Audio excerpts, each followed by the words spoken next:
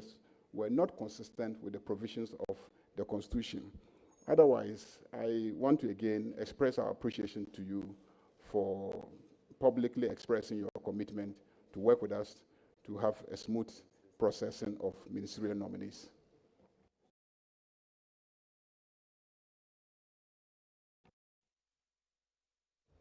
Thank you very much, Honorable Minority Leader. You may conclude. Thank you. I may continue. Conclude. Mr. Chairman, with the greatest respect, we will do all we can to cooperate with you. Chairman, words have meanings, and I've given you my assurance. There's a reason why we're here.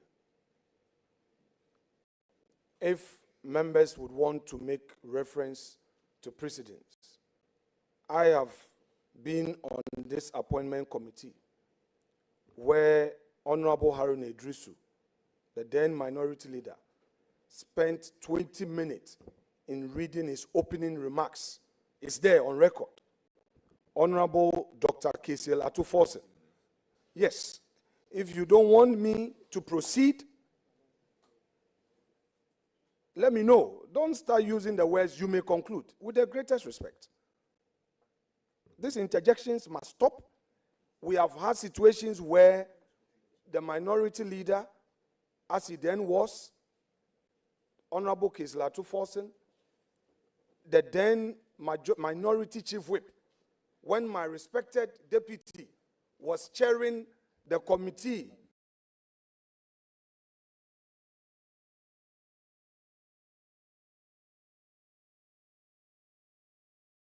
for the Supreme Court nominees before cameras, they raised issues about even the content of the communication from His Excellency the President. Why would Honorable Ayariga be offended? It's of the President. It is your turn. Time. Please, it's your turn. Please be patient. Let me finish. Please, let me finish. Chairman, thank you very much. Honorable Minority Leader, you know the chairman is a man with indomitable spirit. I will not be threatened. You may proceed.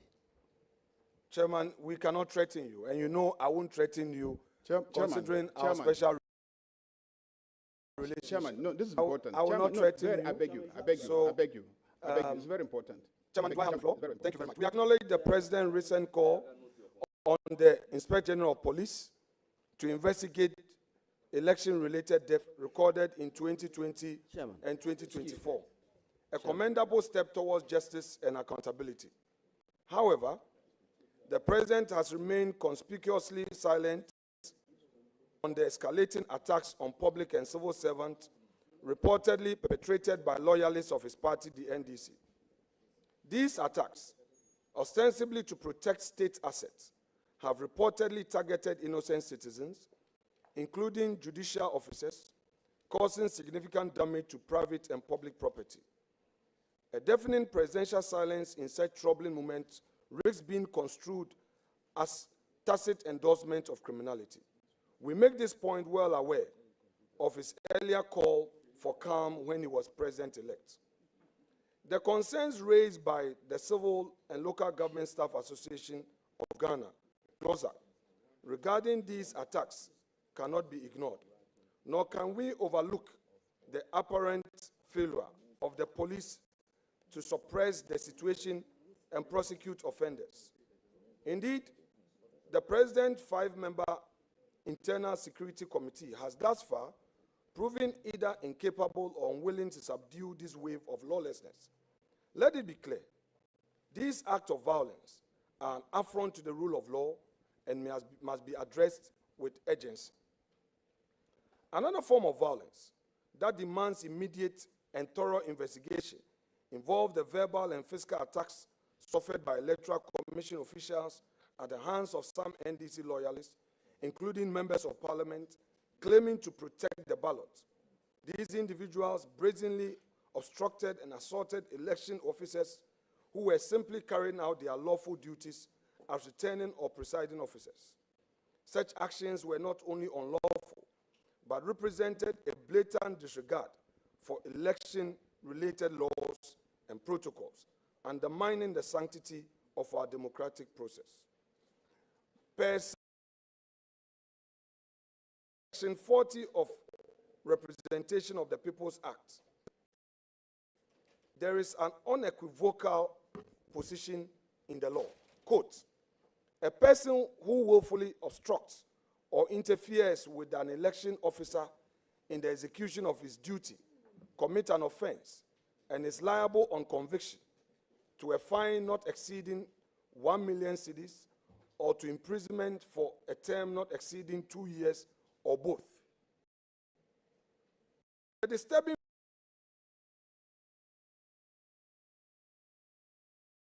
video circulating publicly highlight the grave threat that these actions pose to our democracy. If approved, the nominee for Attorney General must ensure a thorough investigation and accountability for these violations, as no crime in pursuit of political power should go unpunished. Upholding justice and the rule of law requires that all, including NDC MPs, parties, this is about safeguarding Ghana's democratic integrity, not political partisanship. Mr. Chair, winning an election must not rest solely on the foundation of valid votes freely and lawfully cast in favor of a candidate, not on the degree of violence employed to intimidate or coerce those tasked with counting and tallying the results. Elections are the ultimate expression of the people's will, and any attempt to subvert this sacred process through intimidation or force undermines the very essence of democracy. Such actions cannot and must not be tolerated in a nation committed to justice, fairness, and the rule of law. Energy sector and the looming power crisis.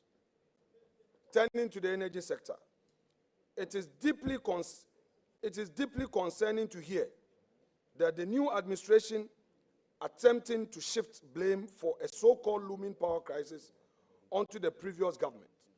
Let the record clearly reflect that the outgoing government, despite certain challenges, managed to maintain a stable and reliable power supply. I have said this with utmost confidence and conviction, drawing from my experience and first-hand knowledge as chair of the ECG board. Contrast this with the Mahama administration's notorious doomsday era, which inflicted untold hardship on businesses, homes, and communities, stifling economic growth and eroding public confidence. The people of Ghana have entrusted this government with responsibility to lead, not to lament. We shall not tolerate any attempt to revisit the failures of the past and to excuse inaction with blame-shifting rhetoric.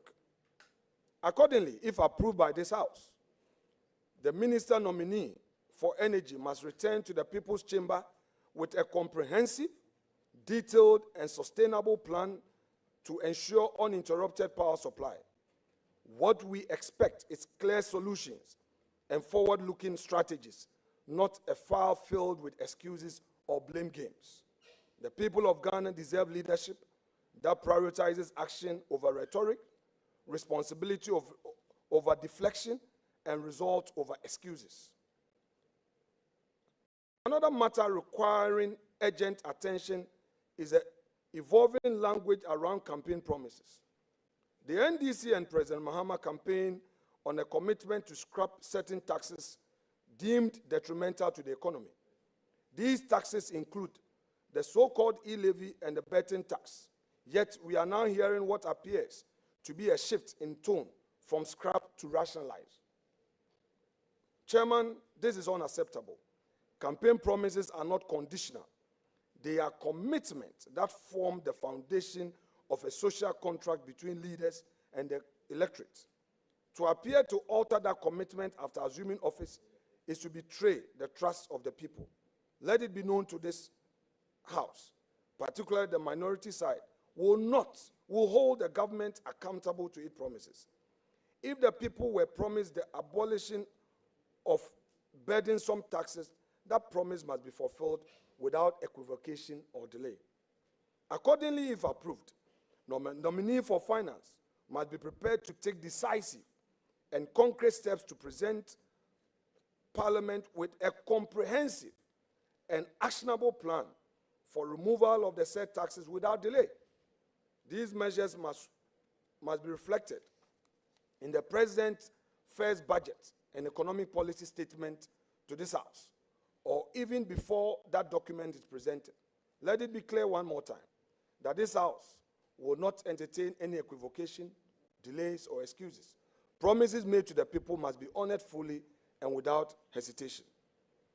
Now we go to the role of public participation. As we embark on this journey, Ghanaian public is being encouraged to fully participate, get involved, say something and do something. Appointment committee only serves as a conduit for the collective wisdom and vigilance of the citizenry. We urge members of the public, once again, to come forward with memos and any pertinent information regarding the nominees in the public interest. Concluding, Chairman, members, parliamentary press corps, and fellow citizens, the task before us demands clarity of purpose, intellectual rigor, and an unbending commitment to the principles of good governance.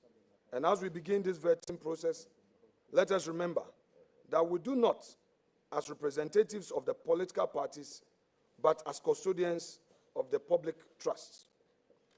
Let us approach this sacred duty with diligence, integrity, and resolve to ensure that only those who meet the highest standards of competence and character are entrusted with the reins of our nation's governance. May our deliberations be guided by wisdom, fairness, and an unshakable commitment to the good of Ghana. Thank you very much indeed, colleagues. Thank you very much, Honorable Minority Leader, for the thesis. Honorable members, we all know that the tone of the communication and the reference, comparatively to asking Parliament by way of communication from the President to desist and refrain from submitting a bill passed by the House to the President, I mean, Ghanaians are in to do comparison.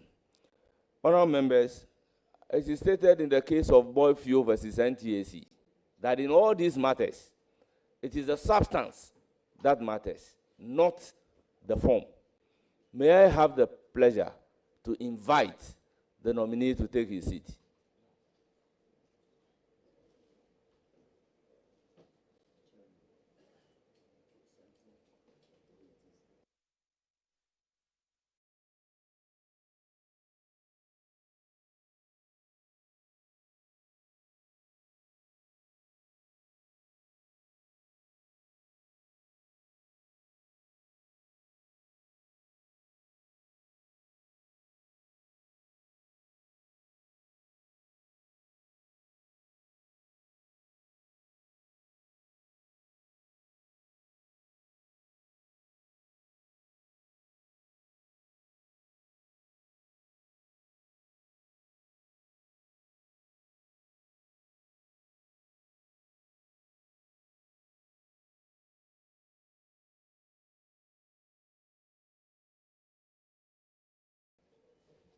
Honorable members, I call upon the clerk of the committee to administer the oath.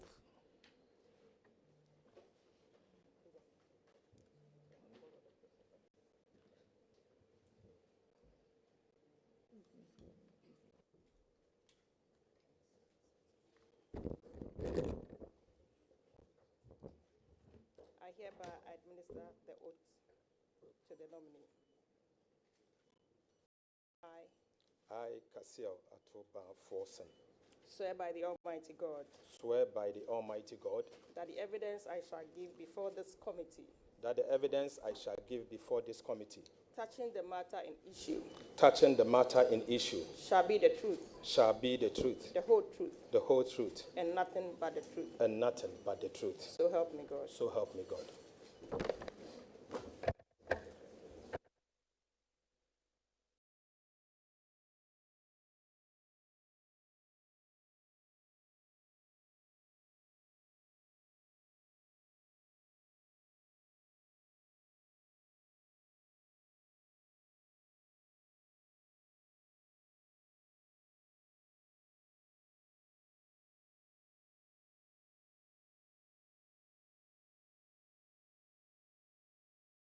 Honourable members, as tradition demands, can we proceed to do self-introduction? Starting from the chair, my name is Bernard Ahiafo, Member of Parliament for Akachi South Constituency and the First Deputy Speaker of the 9th Parliament.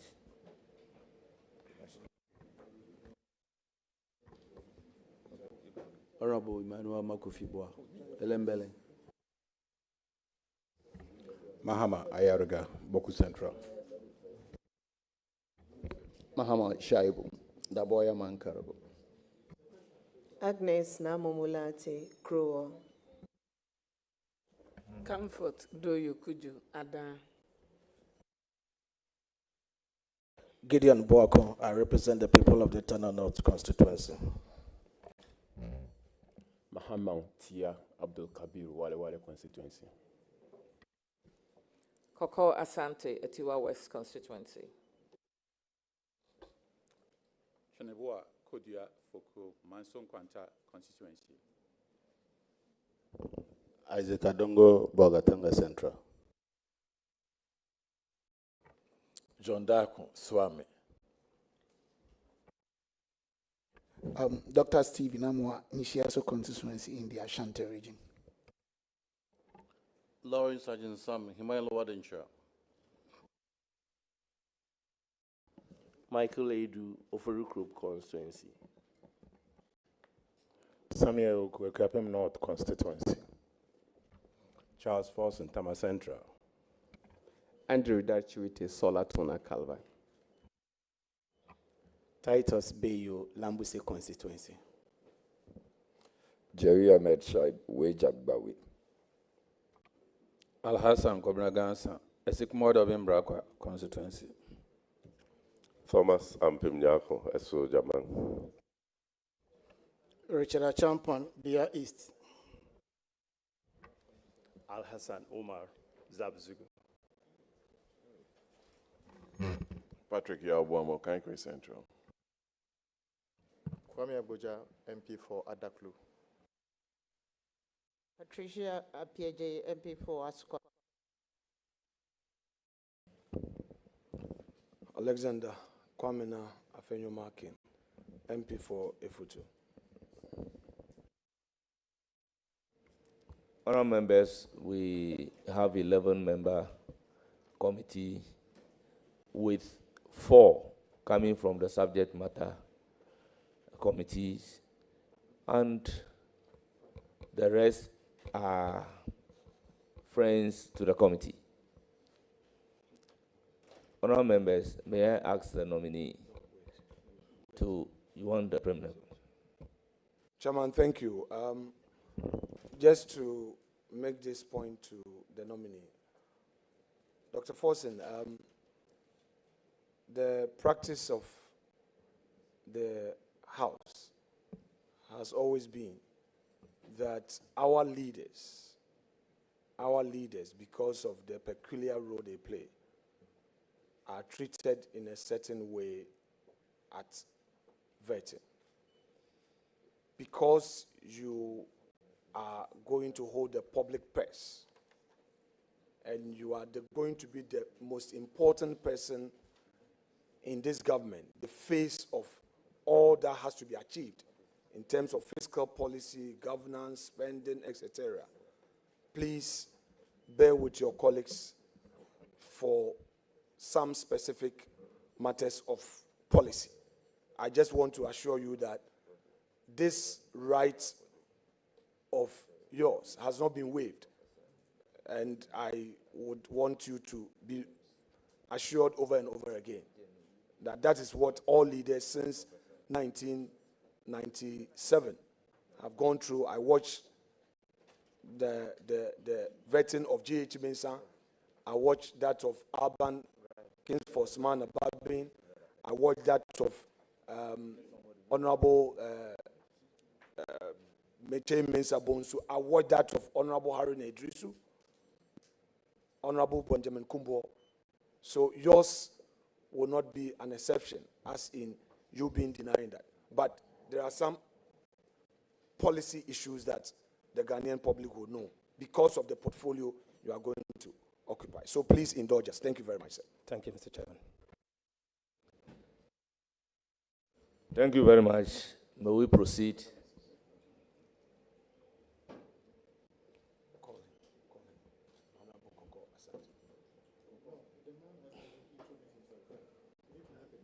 Nominee, may you tell us about yourself? Thank you very much, Mr. Chairman. Chairman, my name is Kasil Ato Forsen. I represent the good people of Jumakon and Yan Isiam. In fact, I have represented them since 2009. So this is my 17th year in representing my constituents.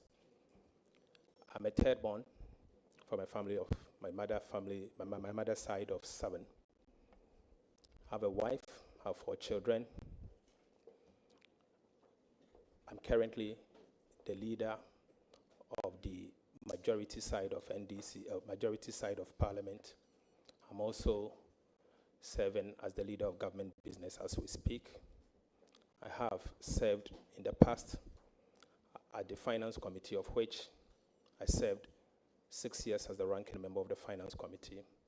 I've been a Deputy Minister of Finance for 4 years, and I've been a minority leader in the last 2 years. Thank you very much. Leader, I noticed that in your CV, your name is Kasil Atuba Forsen. The letter from the Secretary to the President,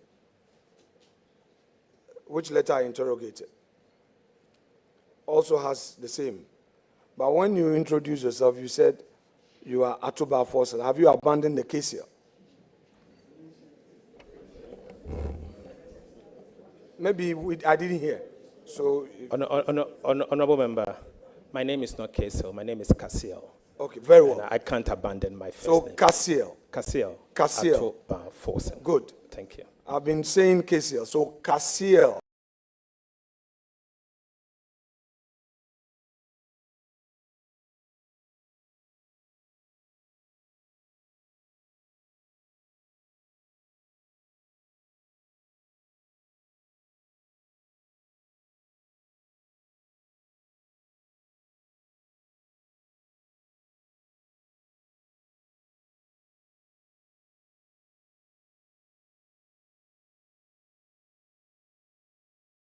Atuba Forsen.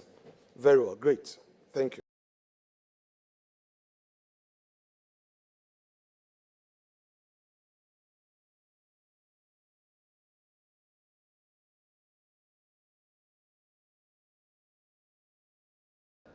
Honorable.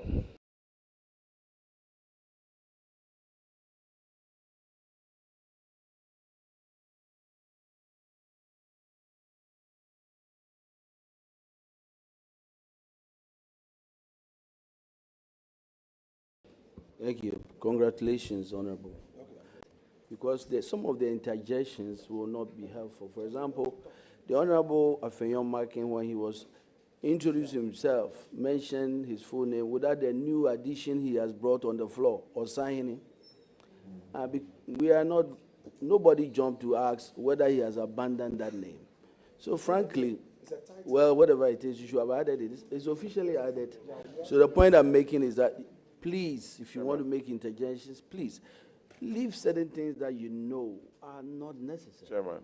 So we can move and make progress. Chairman, the nominee is in the chair, please. Honourable members, the nominee is in the chairs. And I will proceed to take a question from the subject matter committee members.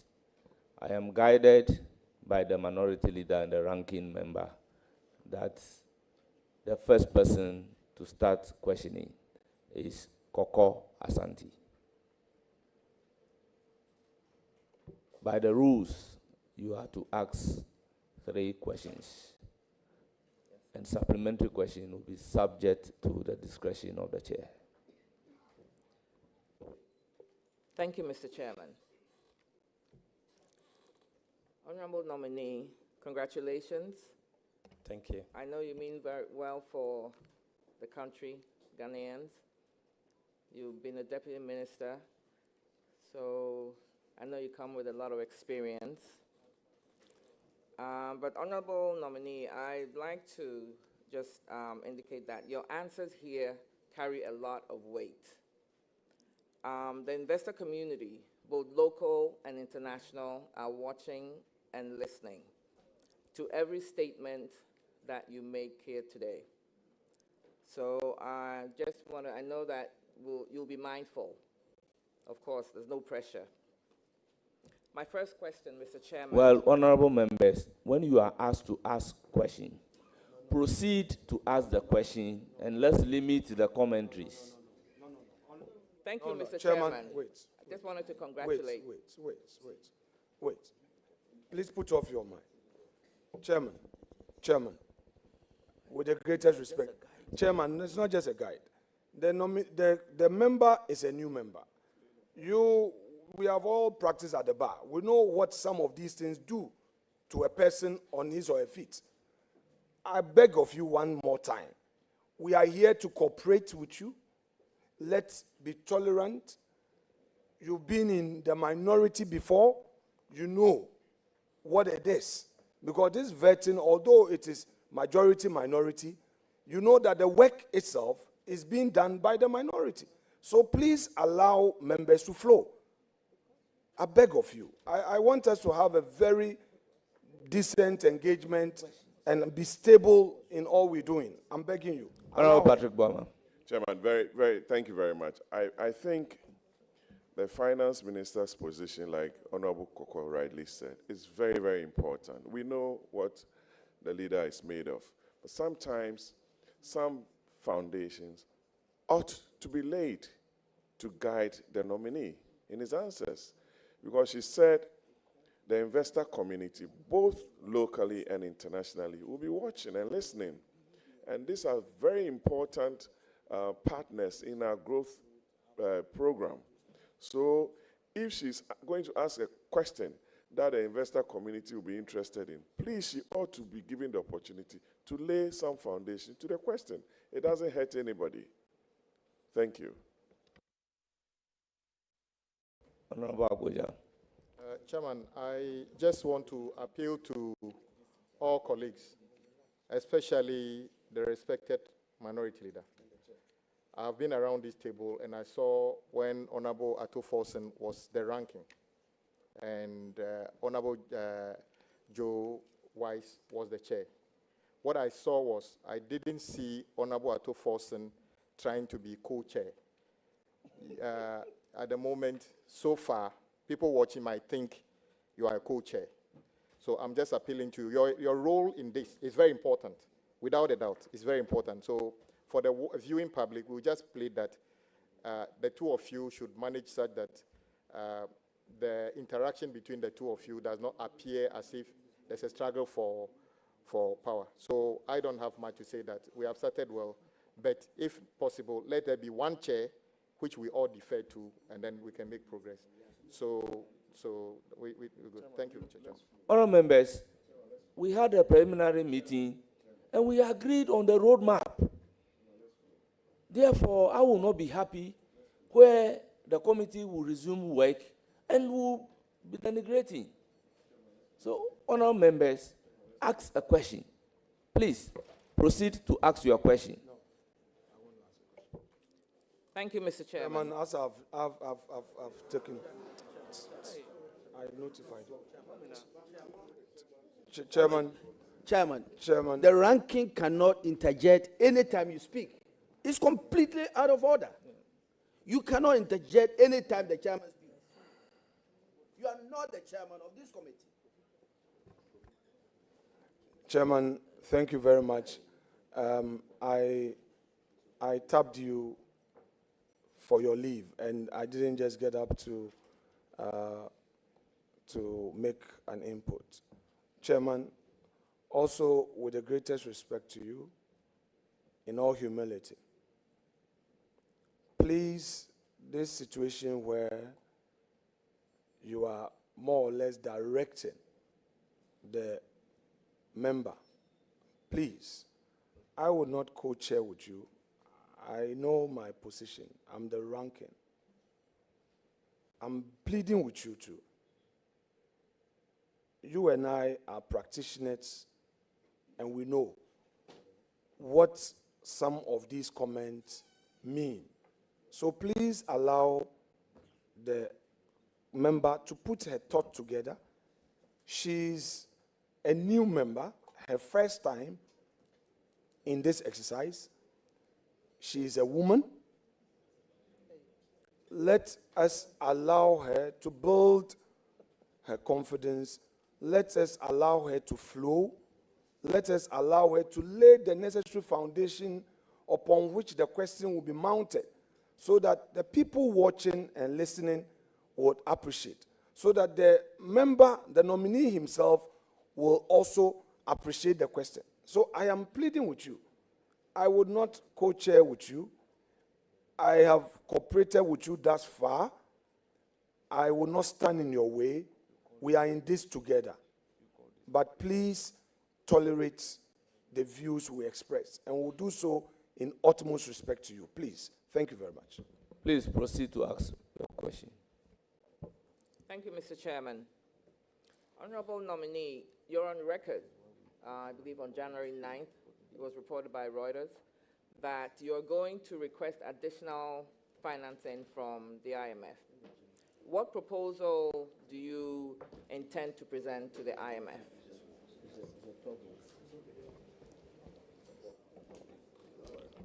Thank you, Mr. Chairman. Mr. Chairman, inaccurate reportage. I did not say I am going to request for additional financing from the IMF. Inaccurate.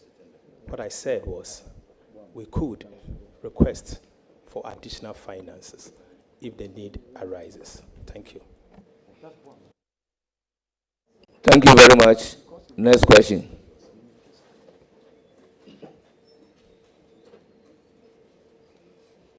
My second question, honorable nominee, is Ghana, like many other countries, depends on taxation as one of the major sources of revenue to fund development.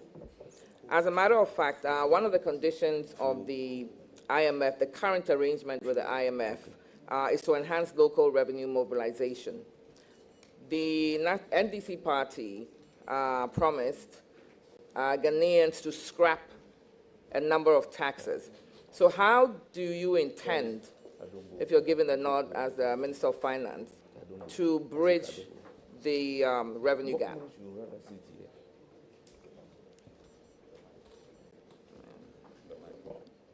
Honorable nominee, the floor is yours. Mr. Chairman, thank you. And Mr. Chairman, let me say this is an excellent question. Mr. Chairman, Ghana currently collects approximately 13.8% of GDP in terms of tax revenue, according to the latest data I've cited as part of the transition. It is obvious that we can do better. I've studied the Ghana economy for some time, and I can say without mentioning a word that Ghana has huge potential when it comes to tax revenue mobilization. You don't necessarily have to increase taxes before you rake in revenue. We have the handles. What we need to do is to improve compliance. I will work with the JRA, the tax policy unit of the Ministry of Finance, to ensure that we increase compliance and to raise the revenue as much as we can. Yes, in the medium term, it is my vision, when approved, to increase the revenue from 13.8, tax revenue from 13.8% of GDP to about 16 to 18%. That will be able to compare ourselves to our peers. I believe the potentials are out there. It doesn't necessarily mean we should increase taxes. Yes, we have obviously announced that we are going to scrap certain taxes. We'll stick to just that.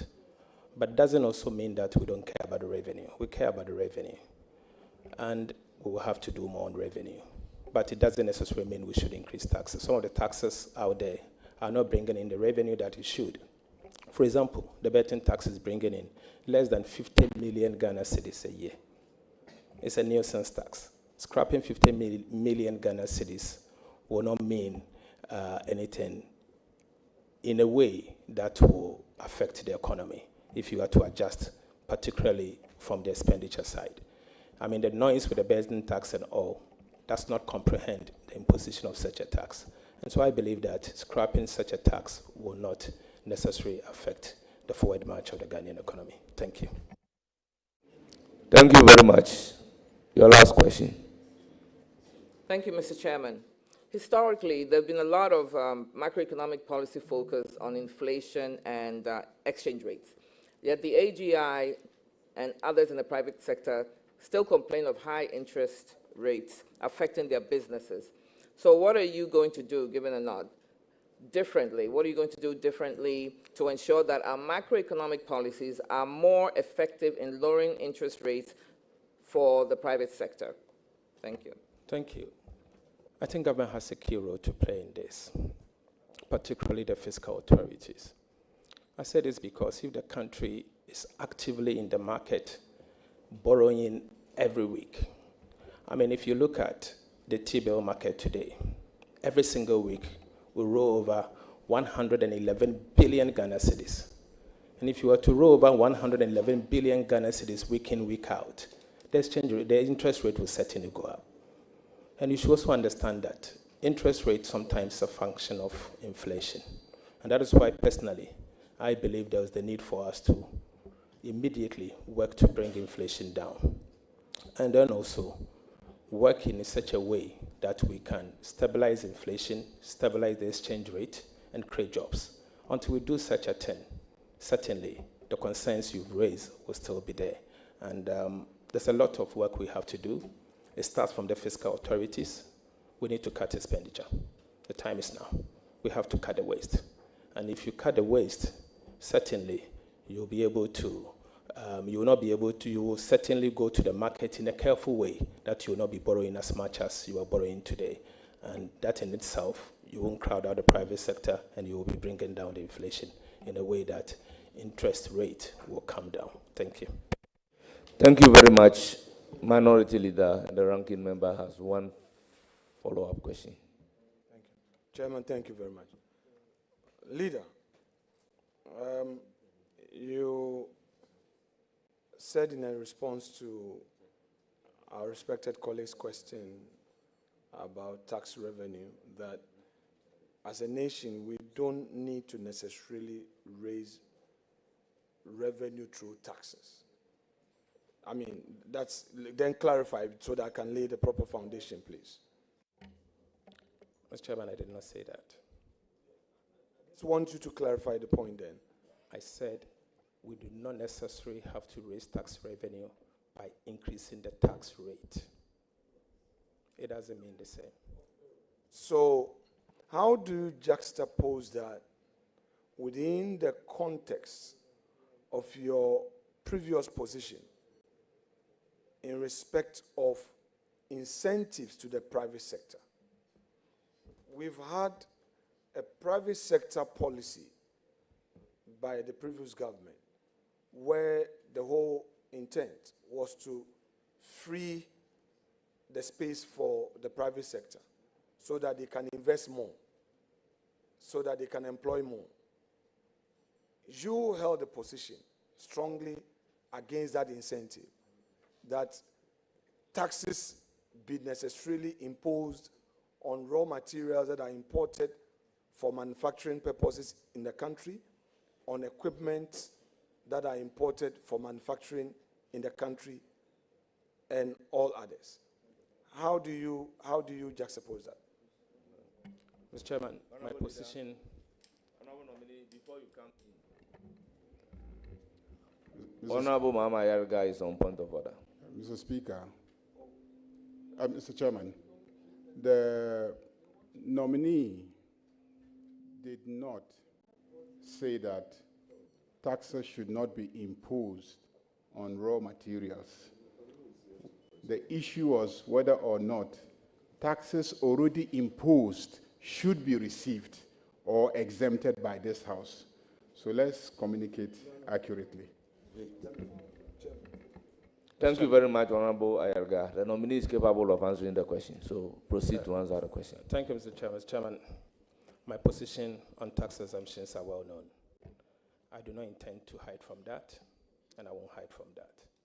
Mr. Chairman, tax exemption is gradually becoming a major source of tax expenditure in our fiscal framework. Unfortunately, it's not properly targeted, and so you see a situation where we exempt huge volumes of our taxes to particular companies. At the same time, because we are exempting those taxes, we end up increasing these tax rates for so many other people to pay. I believe everyone else must be given the opportunity to pay taxes. My concern, particularly with the one that you are making reference to, I'm sure it has to do with 1D, 1F. It is not transparent enough. I do not believe that certain individuals must be privileged enough to get tax exemptions, whilst others doing the same should not be given the opportunity to get tax exemption. And I have contended in the past that if the government insists on tax exemption for 1D, 1F, they should put it in the law and allow everyone else to benefit from such tax exemption. My main concern, particularly my criticism against the 1D, 1F, has to do with the opaque manner that it has been done in the past.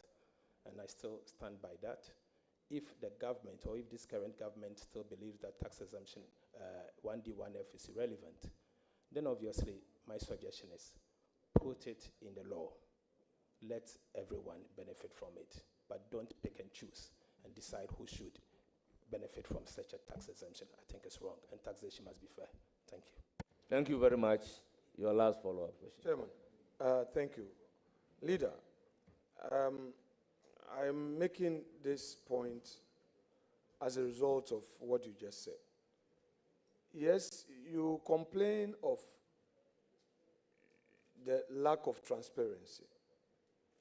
But for the records, and Honorable Yabuama is here, he chaired the committee. You may recall that as a result of those concerns, government at the time was able to meet those concerns to the extent that there was even a waiver on one item, raw materials. In fact, let me say not waiver, the raw materials component was taken out of the whole exemption. And through scrutiny, the request was very much reduced. Would you say that it was purely political because those concerns were addressed? But you still said no. Mr. Chairman, I have no regrets for saying no. I have no regrets in the sense that when these taxes were introduced, tax exemptions were introduced to us in this house, initially we were called upon to exempt approximately $458 million. Upon my insistence, the Minister of Finance went back to working together with the Minister for Trade and brought it down to about $100 million. So straight away, I saved the nation approximately $400 million, about $358 million, obviously because of my insistence. I still felt there was the need for us to do more. And that 100 million, I could still see things that I disagree. And so, Mr. Chairman, I have no regrets, and I think I did what is right for Ghana and for all of us. Because clearly, it wasn't right for us to grant some of those tax exemptions. I wasn't alone. Colleagues from the Finance Committee agreed with me, and together we fought it. But obviously, I did not champion this alone. Let me also use this platform to pay tribute to Honorable Kweku Kwati. Honorable Kweku Kwati was instrumental in the fight against this tax exemption because he agreed with me that these taxes were certainly not right, and we are working for Ghana. And if we can save 558 million, look at Accra Kumasi Road. We could use that money to fix the Accra Kumasi Road. I think it wasn't necessary for us to approve that tax and those concerns. It's not personal, it's not political, but we did it with the right intention, obviously for God and country. Thank you. Thank you very much. It's now the turn of Honorable Foku Junibua.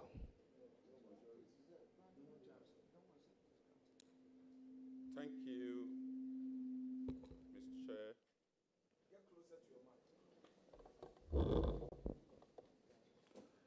Honorable Cassil Atoban Forson, congratulations. Thank you very being much. Nominated as Minister Designate for Finance. I've I've got a few questions. The first one, can you tell us how you are going to fund the government machinery, given that now there is no appetite for lenders to give money on long term, and the money market segment is already crowded, as you initially alluded to. So how are you going to fund government machinery? Lenders are not ready to give long term. The money market end is already crowded. Thank you. Thank you, Mr. Chairman. Mr. Chairman, in the short term, we need to, Mr. Chairman, in the short term, we need to bring confidence back. It's as important as anything. My proposal is for us to immediately introduce a very strong budget, signaling that we are ready to do the heavy liftings. That first budget will indeed send the right signal that Ghana is ready to open our doors for investors to come into the country. I believe if we are to introduce strong measures, particularly from the expenditure side, we will be able to bring inflation down to 8% plus or minus 2. In doing so, we'll be able to reopen the domestic bond market so that we can move away from the over-reliance of the treasury bill market. And so we'll be able to, at a minimum, smoothing the harms that has been created as a result of the domestic debt exchange and the Eurobond. And so we need to bring confidence back. But you know, if you are confronted with a situation where you don't have financing, then there's the need for you to look within. Let's deal with the expenditure. Let's cut expenditure. Let us not pretend that there's money out there for us. Just like it has been done in somewhere, we can also do it here. My proposal is, let's look at the expenditure side as well. It shouldn't always be borrowing and borrowing and borrowing. It's time for us to cut the waste. And so I will lead the process to cut the waste. And I will need you, honorable members, to help me cut the waste so that we live and stay within the envelope that we can. But when push comes to shove, obviously, we will work with our development partners, such as the Africa Development Bank, the World Bank, the European Union, and other bilateral agencies, including the IMF, to raise cheaper sources of financing to finance government expenditure, particularly where expenditures that can lead to a proper growth and inclusive growth. Thank you. Thank you very much. Next question. Thank you, Minister Designate. My second question, you've already given a hint on it, which relates to tax exemptions. Particularly, what I want to hear from you, or what I would expect you to tell this committee, is that the Exemptions Act of 2022, Act 1083, allows the states to take equity stake in entities that apply for tax exemptions. This has never been applied, though the Act allows it. Can you tell this committee that under your regime, you'll be bold enough to apply these aspects of the Act, the entities that come for tax exemptions, you'll be ready to go in for equity stake for this country? Thank you. Mr. Chairman, I think it's now great. We've done one, I think last year. Honorable Abina will bear me witness. Honorable Kweku Kwarteng championed it. In fact, I seconded the motion for us to set the tone and allow to implement the Tax Exemption Act, particularly the portion that allows government of Ghana to take equity stake. So we've done once, and as a champion against tax exemptions, and someone who insists that tax exemption must also count, you can count on me that I will do whatever it takes that when push comes to shove that we have to grant tax exemption, the country must benefit. You can count on me. Thank you. All right. Thank you. So everyone has heard and will be watching. My third question. You know, it is commonly known that we generate really nothing much from the informal sector when it comes to taxes. And if you look at the mid-year budget of 2024, if you look at page 107, you realize that tax from PAYE, if you look at the revised budget, it's about 21.113 billion cedis. Whereas taxes from self-employed for the same period is just about 1.572 billion cedis. So this is a ratio of 13 to 1. So the formal sector, PAYE, revenue from those taxes, is 13 times what we get from all the self-employed. So the gap is so big. What would you do practically to close this gap? A gap of 13 to 1. What would you do practically? Remember, this is a very valid question and very interesting one. I think there's a genuine concern. First, we need to formalize the informal sector. Second, we need to encourage them to formally register with the Revenue Authority. And third, we need to incentivize them. We can learn from Uganda. Uganda has been able to incentivize the informal sector. And as such, they are collecting more taxes from the informal sector than most of sub-Saharan African countries. The question is, what have they done? What Uganda did was to agree through tax education that a percentage of whatever you pay will be used as your pension contribution, even as the informal sector. And so my proposal is, why can't we encourage, or through taxes education, encourage the informal sector by instituting an informal sector pension scheme where you will plow back, let's say 30%. It doesn't mean quote me for 30%. Let's say 30% of whatever you pay as your contribution from your income tax, as your contribution to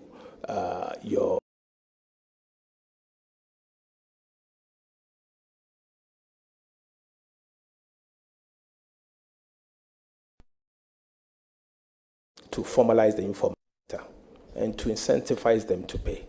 The options are there. I'm open for advice. I will listen, and I'm ready, as when approved as minister, to work with all of you to see what we can do to allow the informal sector also to contribute their widow's mite towards the development of our dear country. Thank you. Thank you very much. I will then move to the majority side to take questions from the leaders of the Finance Committee. Starting from Honorable Azika Dongo. Thank you very much, Chairman. First, I want to congratulate my honorable colleague, with whom I have worked closely over the years, but also to thank His Excellency for the privilege to bring a thoroughbred finance person from this House, who was involved in oversight for 6 years and practiced in government for another 4 years. When I was invited, I asked myself, what questions are there to ask Honorable Afotu-Forsyth? Because we have always been on this side preparing solutions, and I have been in meetings where you and I have led conversations on the way forward to save our country. Honorable Azika, all I can say here is the that commentary and go straight to the question. I believe that my colleagues are better placed because I know your quality and what you bring on board. So I have nothing to ask. Thank you very much. Thank you, Honorable Adongo. It's not the turn of Richard Achampong. Mr. Chairman, thank you very much. Leader, congratulations. I've worked with you since 2013 to date, so I know what you stand for. So, Mr. Chairman, I have only one question for you. Mr. Nominee, how do you plan to address the country's fiscal challenges and ensure debt sustainability? Thank you very much. Honorable Nominee, your answer. Mr. Chairman, Ghana's debt management in the past few years has been a major cause of concern. It is sad to know that the country has gone through a very difficult debt exchange, domestic. It's also sad to note that we had to restructure our Eurobonds. In order to not to repeat the past mistakes, we intend to establish an independent debt management office. But in the meantime, we have a major harm that we have to deal with. For example, on the 18th of February, about 6.8 billion Ghana cedis will be due for payment. It is our responsibility to make sure we pay. And the Ministry of Finance, I believe, at this time are preparing to make that payment. My responsibility is to make sure what has happened in the past does not repeat. And so I will do just that. I will work with the Ministry of Finance, I will work with our development partners, and we'll do whatever it takes to avoid a second wave of the crisis we faced in 2022. That I can assure you. Thank you very much. Any further question? In the absence of any further question, it's now the turn of Honorable Agnes Namomo Latte. Thank you very much, Mr. Chair, for giving me the opportunity to ask the nominee. I will begin by congratulating the Honorable Leader for this high office being nominated to. I would want to find out from the Honorable Nominee his general vision for revenue mobilization. We've heard bits and pieces, and it's exciting to hear more what your vision is. Thank you. Thank you very much. You may proceed to answer the question. Thank you very much. I worked under Honorable Seth Tepe for 4 years, an astute tax practitioner. I learned under him. He used to meet the revenue authorities once every fortnight. As a result, we saw our revenue improving. What I can assure you is that learning from an Honorable Seth and seeing the way our revenue increased in the shortest possible time, I'll go by the same approach. But aside that, I would dedicate considerable amount of my time towards revenue mobilization.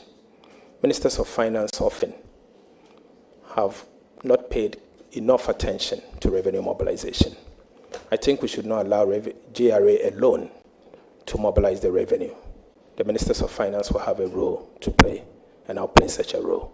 As I said, I will dedicate considerable amount of my attention towards revenue mobilization and to help improve the revenue. Thank you. Thank you very much. Next question. I only want to wish the nominee very well. Thank you. All members, now the turn of Honorable Abana Osei Asari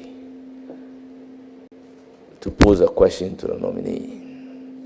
You have the floor.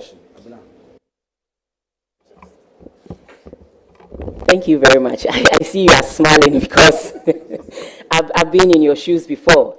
And less than a year ago, I was sitting here and you were sitting there firing questions at me. But I want to use this opportunity to congratulate you. I think you have worked very hard. You put us on our toes when you were in government. And I hope to do the same constructively moving forward. So I wish you well. Just 1 or 2 questions, and that will be it, because you are now moving there. You've been there before. You were there as a deputy minister. You are now going as the finance minister yourself. and I know that a lot of decisions will rest or come from you. I remember that in 2023, during the budget, you mentioned the fact that His Excellency John Dramani Mahama would inherit a very difficult economy. This is in the Parliamentary Hansard, November 21st, 2023. That's the page 35. But at the end of 2024, and during the transition, we shared some economic data with you. You agree with me that we exceeded revenue. Same GRA exceeded revenue by, I think, 400 million to, it was 178 billion or so. They exceeded by 400 million Ghana cedis. The economy grew from 2.9% in 2023 to first half of the year to 5.8% in 2024. We managed to tame inflation down to 23.2% from 23.8% in December. The banking sector assets have also improved from 274 billion in 2023 to about 376 billion in 2024, October. The private sector credits increased by 28.8% from a negative of 7.5% in the same period last year. The primary balance has improved from a deficit to a surplus, and we live in a reserve of 7.7 billion, representing 3.5 months of import cover compared to the 2.7 months of import cover of about 5.9 billion in 2023. And you also talked about the debt restructuring. And in there, we also told you how far we have gotten with that. We have done over 90% of that. We are left with just the private sector, the private bids, and we will be done. So, my dear friend, we've known each other way back in our university days, so I can call him a friend. And so, my dear friend, with this data that you have been presented with, how would you describe the 2024 economy that you have inherited? Thank you very much, Honorable Minister. Nominee, over to you. Mr. Chairman, it's early days yet to make a pronouncement on the 2024 outturns. As we speak, there's no outturn for 2024 because whatever you have is preliminary and cannot be said that is outturn. I say this because the transition numbers she's presenting, we did a transition between 9th to about 21st of December. It doesn't give you end year numbers. Mr. Chairman, I heard her talk about revenue, but revenue alone will not give you a picture of the fiscal deficit. You will need to correspond it with expenditure. I'm also aware that between 30th to 31st, we saw the controller paying out about 18 billion cedis. So 18 billion cedis as against the 400 that you gained. There's a deficit. And so let's wait for end year numbers. I don't want to speculate. I will wait for end year numbers, and then I'll present so, if approved, to Parliament. Mr. Chairman, I want to learn from the former president, Sikam Pedide. I will wait till then before I make those statements, and when the time comes, I will present the true picture of the economy. I don't want to speculate at this point. Let's wait for our turns, and the budget will be read maybe next month, so that we don't use this podium to create speculation. And to add to what the first questioner said, whatever we say here today, whatever we do here today has implication.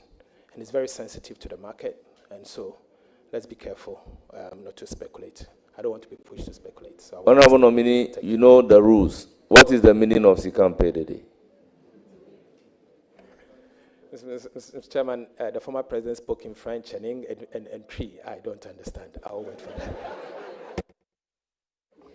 that. Thank you very much. Thank you. Yes, Mr. you may proceed with your next question. So, Mr. Chairman, I'm glad my friend has confirmed this, because in November 2023, the numbers presented were also provisional, and yet he was able to make a declaration on it. And so in November 23, all that he said were speculation based on what he just told us, that he will not speculate, he rather wait for the outturn. But in November 23, The numbers based on which he made that statement were also provisional. Honorable former minister, is that your next question?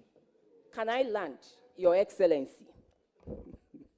And so, I mean, that's by way of just letting him know that today he's saying that he will wait and not speculate. But in November 2023, these were the same provisional numbers that we gave out, and yet he was able to make a declaration of the true state of the budget.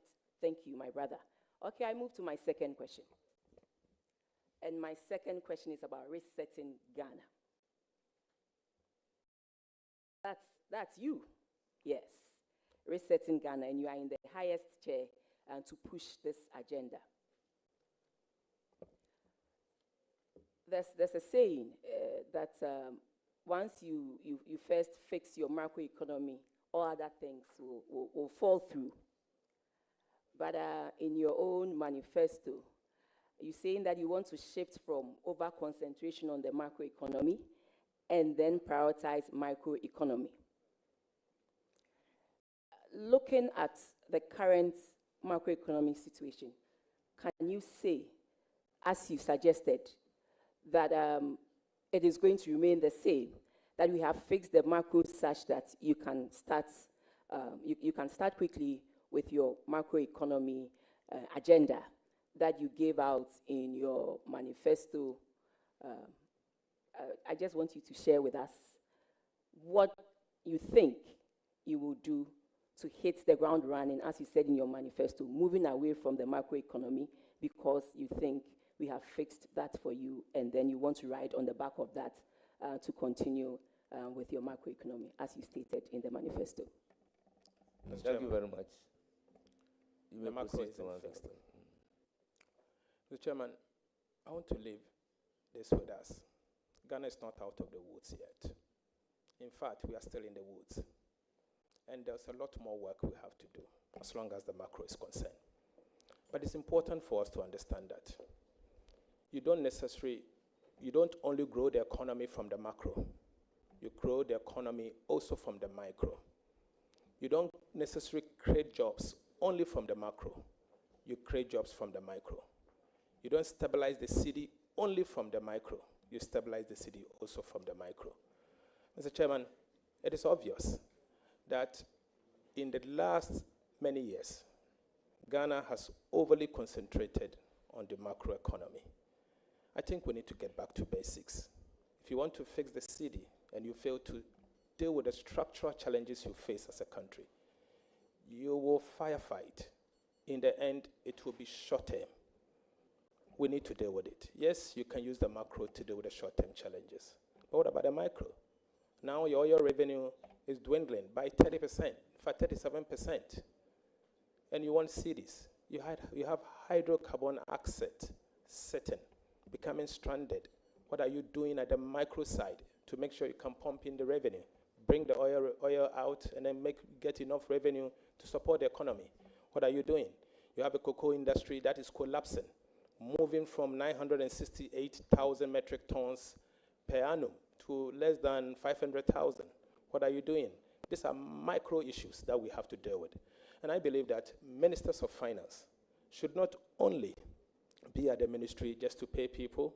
That is only a function of the Ministry of Finance.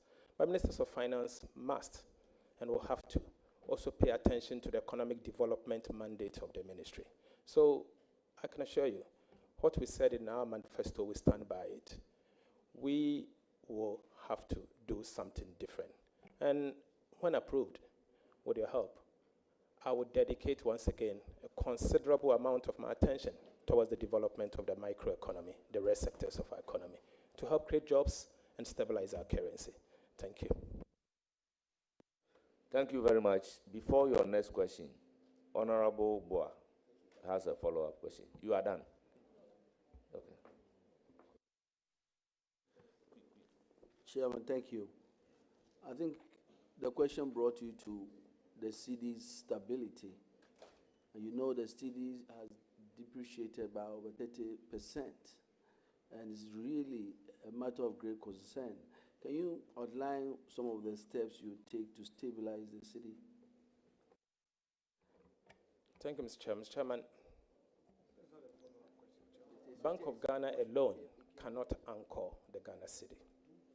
The Ministry of Finance will have to play a critical role in anchoring the Ghana city.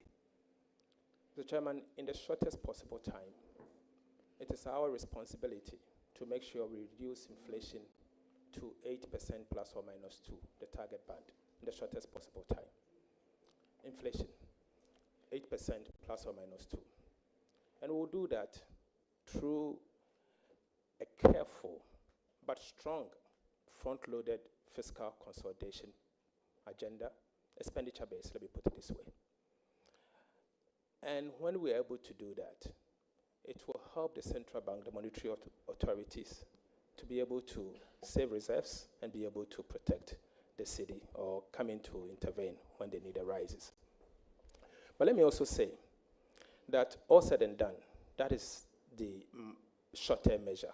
But in the long term, as a country, we need to sustainably anchor the Ghana city with a number of policies. And then NDC, through our manifesto, we've announced a number of them. First is the establishment of the Ghana Gold Board, so that we can use the gold in a way to bring in the forex, the needed forex to support the city in the very short term. Second, as part of our manifesto, we said we are going to revitalize the palm industry and the cocoa industry. We're already in talks with the World Bank to have that and to make sure that happens. I believe the cocoa and the palm industry will also go a long way to support, bring in the needed forex to support. In fact, cocoa had been the mainstay of our economy over the years until recent that the forex is not coming in. We have to do some work, obviously, with the non-traditional export as well. And most importantly for me, we also need to deal with the hydrocarbons that over the last 8 years, Mr. Chairman, the questioner was a former minister for petroleum.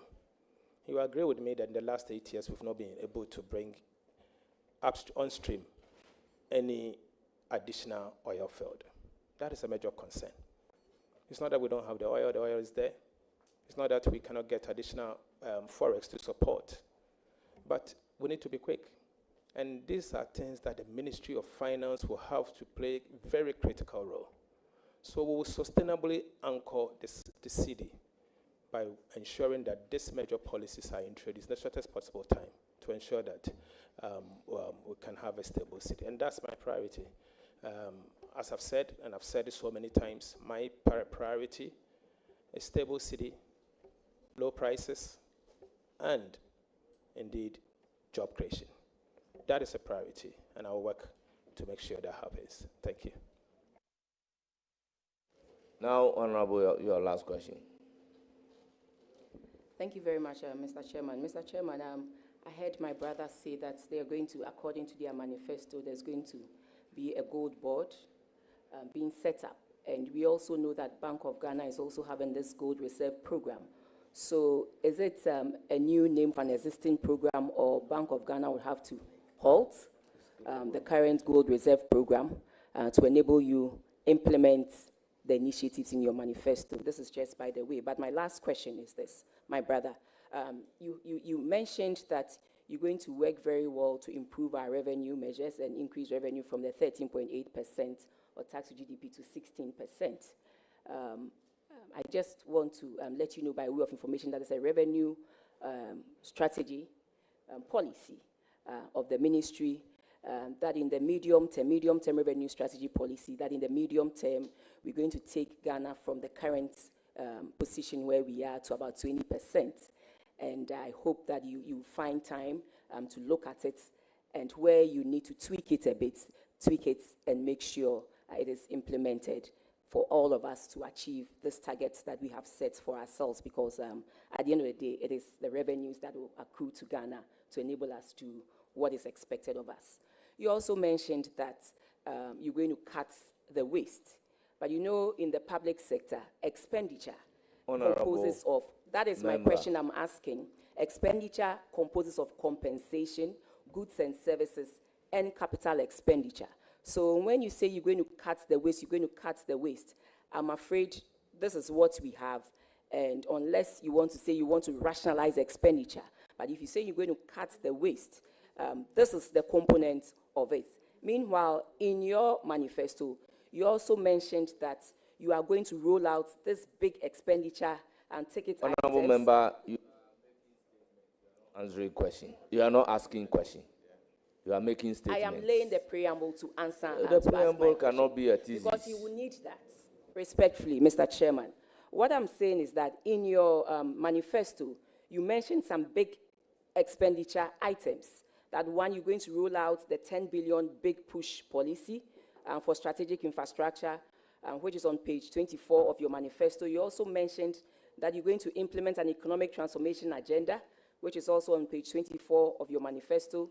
You mentioned that you're going to implement the Ghana Framework for Industrialization, Revitalization, Support, and Transformation, aka Ghana First, which is also on page 37 of your manifesto, and your holy grail, that is the 24-hour economy.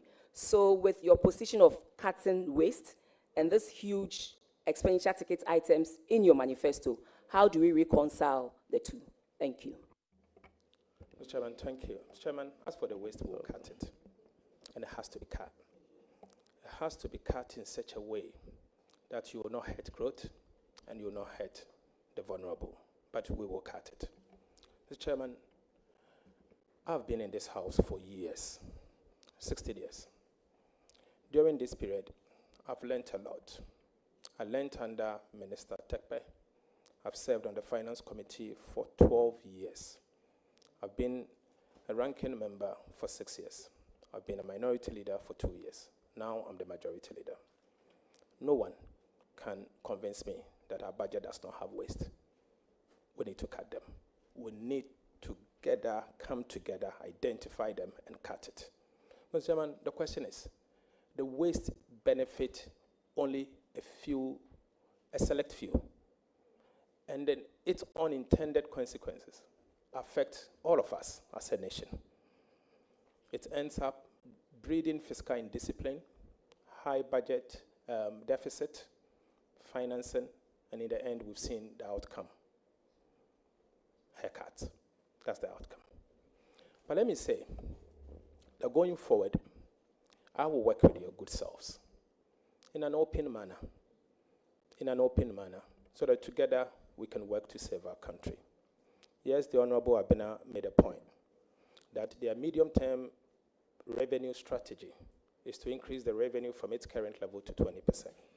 I hope that is not taxes, because from 13.8 to 20% in the medium term, 2 to 3 years, is very steep, very steep. 13.8% of GDP to 20% is extremely steep. I'm not saying we cannot, but I will work to achieve it. But let me say that 13.8% to 20% is extremely steep. Have you been able to do it in 8 years? The answer is no. And so, unless it is domestic revenue, which include non-tax revenue, but I can assure you, I'll have a look at all of those. And it is in our interest to increase revenue. And we'll do whatever it takes to increase those revenues.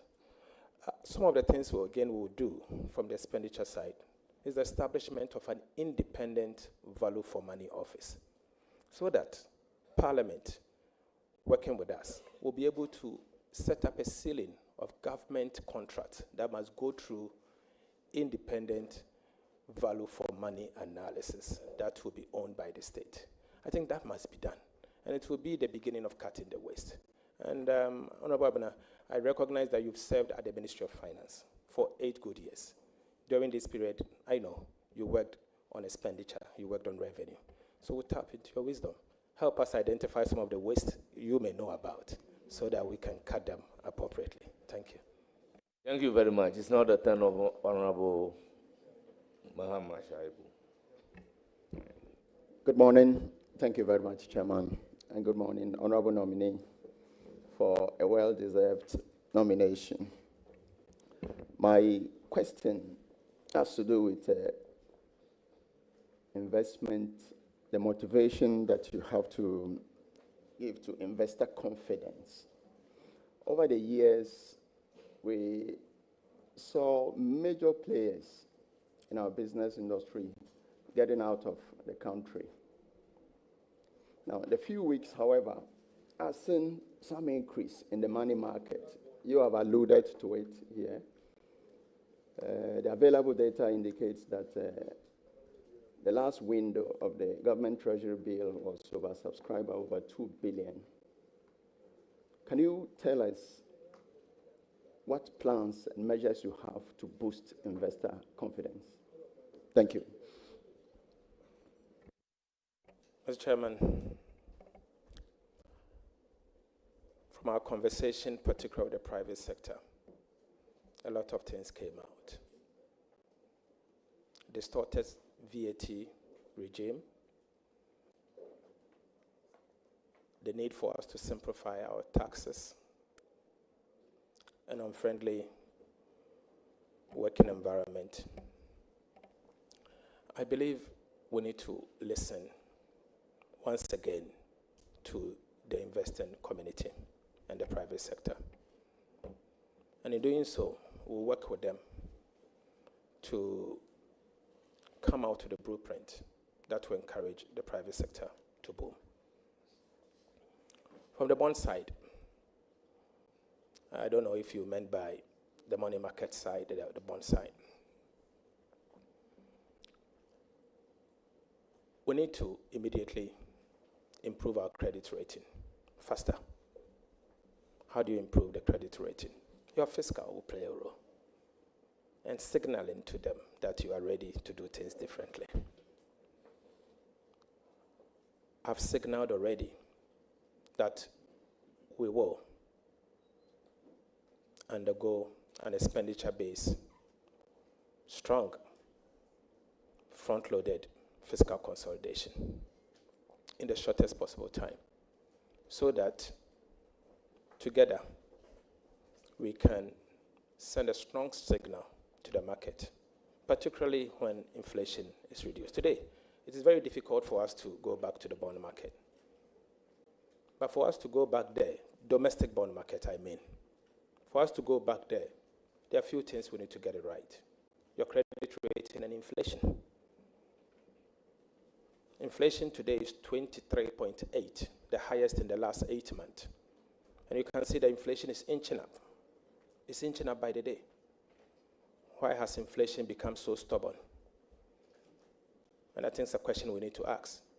And what do we have to do to be able to bring inflation to a target band, A plus or minus 2%? It has to start from the fiscal authorities. And we will start. And we know exactly what we have to do. I need your nod. I need your support. And together, we have a responsibility to do what it takes to fix the economy for the benefit of all of us, particularly the ordinary Ghanaian out there who's struggling. So I'm open, very open, for ideas and to listen to you, not only you, but to the private sector and the entire market, to do whatever you have to do. I'm a very lucky man. I come to this job, apart from my personal experience, but I worked under an astute finance minister, the Honorable said, who's like a father to me. I'll reach out anytime, and there are a lot of people. And Honorable Abena is here, a sister I know, Honorable Amin, the former past minister. And so, let's see, whatever it takes, we'll do it. Thank you. Thank you very much. I will now give the floor to Honorable Alhassan Umar. Thank you, Chairman, for giving me this opportunity. Mr. Nominee and Leader, congratulations. I have a question on public debt. And I'll base it on the mid-year review, 2024 mid-year policy review. Paragraph 51 stated that the public debt of Ghana is 742 billion cedis as of today. I want to ask you, how do you plan to manage this huge debt? Thank you. Mr. Chairman, thank you very much. Mr. Chairman, we will manage the public debt. I know it's a matter of concern to most of us, but I can assure you, don't be despaired. We'll do whatever it takes to clear the harms that has been created as a result of the debt restructuring. For example, I've looked at the domestic maturities carefully, and you can see that as a result of the debt restructuring, 2025, this year, we'll have to pay off amortization, debt repayment, not interest, 12.6 billion Ghana cedis, domestic.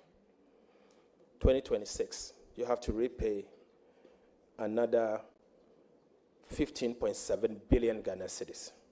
2027, you have to pay 53 billion, and 2028, 48 billion. So you could see the harms that has been created. It's frightening and worrying.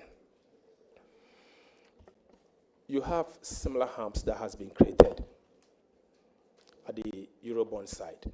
You have billions of dollars. This year already we've paid about $364 million US, and others that are coming up. From next year, you'll be compelled to pay every year $1 billion US from the Eurobond market. From the bilateral official creditors, we don't know yet because they've not signed the MOU and all. I recognize the challenges that we have to face as a country. I'm familiar with it. What I can say is that we need to urgently go back to the drawing board to see what we can refinance and what we cannot refinance, and build buffers to take those ones that we cannot refinance. Currently, we do not have buffers to take off some of this debt as and when they fall due, particularly the external side. No buffers. We have to learn from the past. We have to learn from our mistakes as a country. Rambo Setepe once taught me how to build buffers, and his famous sinking fund, when you have the need to save for during good times to take care of eventualities or during bad times. We did the same, to the extent that when we were leaving office, there was enough buffers for the incoming administration to repay the maturing Eurobond. We did just that. Today, it is obvious that we do not have buffers for the external side. For the domestic side, I don't know of any buffer. But nevertheless, and as I've said, don't be despaired. We will manage this debt. His Excellency, the former president, in his last State of the Nation address said that he did not expect the incoming finance minister to default. I want to use this podium to assure the former president that we will not default. We are very much aware of the harms that has been created. It's not palatable. It's worrying. For example, you need to always, every week, week in, week out, go into the T-bill market and refinance 111 billion Ghana cedis. Week in, week out. 91 days, you have to refinance 51.6. 182 days, you have to refinance 24.6 billion. And 364 days, you have to refinance 34.9 billion. So together, you are talking of 111 billion Ghana cedis in T-bills that you have to refinance. Or probably roll over. Aside the domestic payment debt that I spoke about. But we will implement an effective debt management program, and we will establish an independent debt management office. I think I said it earlier. And this independent debt management office will manage our debt better, and going forward, avoid past mistakes. I think that is very important. I think we don't have to dwell too much with the past. The past is behind us. We have a country to take care of. We have citizens that are struggling.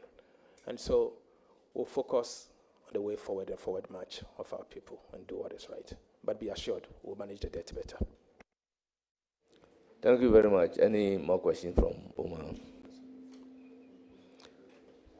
Honorable members, against the ground rules, I've exercised my discretion as the chairman of the committee to welcome a question from Sami Auku, a friend to the committee. Thank you, Mr. Chairman. Mr. Chairman, I would like to just ask a follow-up question, if it pleases Mr. Chairman, and then I can go on to my substantive. Congratulations, Honorable Nominee. Mr. Chairman, no. Mr. Chairman, we had an understanding. The leader of the minority made a valid point to allow a question from a non-member of the committee. Against the existing protocol, the chairman agreed for the person to answer, to ask a question. It is not appropriate for that person to now say you want to ask a follow-up question before his substantive question. That is not allowed. So go on and answer your question. That is I think the point I'm making to Chairman. That he is allowed to. Honorable Samia Ukuma, you do exactly the same. Mr. Chairman, basically it has to do with. Chairman, today is Monday morning. Over and over again, I want to assure colleagues in the majority of our fullest cooperation. I am pleading with all of you in the majority. No attempt should be made to intimidate my members, especially the new ones. Honorable Kwame Govins Agboja, you are an experienced legislator. What you just did, you knew the effect of what you just did. When I pinch you guys a bit, then you're all crying, Afenyo. You do that to my members. I've been calm, I'm watching.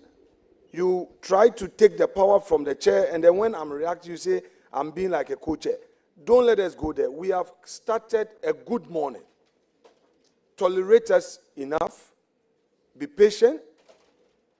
So far, your side have not done the scrutiny. And we understand you are in government. Scrutiny would largely be done by the minority and the opposition. So please, in all humility, if you will be... There's no problem. Let me finish. Let me finish. Vice Chair, Mr. Chairman, Mr. Chairman, I need to finish. I allowed Honorable Govins Agboja to finish. Point of order. Even when I had a point of order, I allowed him to finish. The rule of this game is tolerance. And if you are in government and you still act as though you are in opposition, would have it. Would have it. If your style would be to be attacking me, you would have it. You would have it. Point of order. Chairman, if you think that you are still on our side, I've been asking very good questions. I'm on my chairman. You know you never gave him. Mr. Chairman, you never gave your vice. He's completely out of order. Chairman, you never gave him the floor.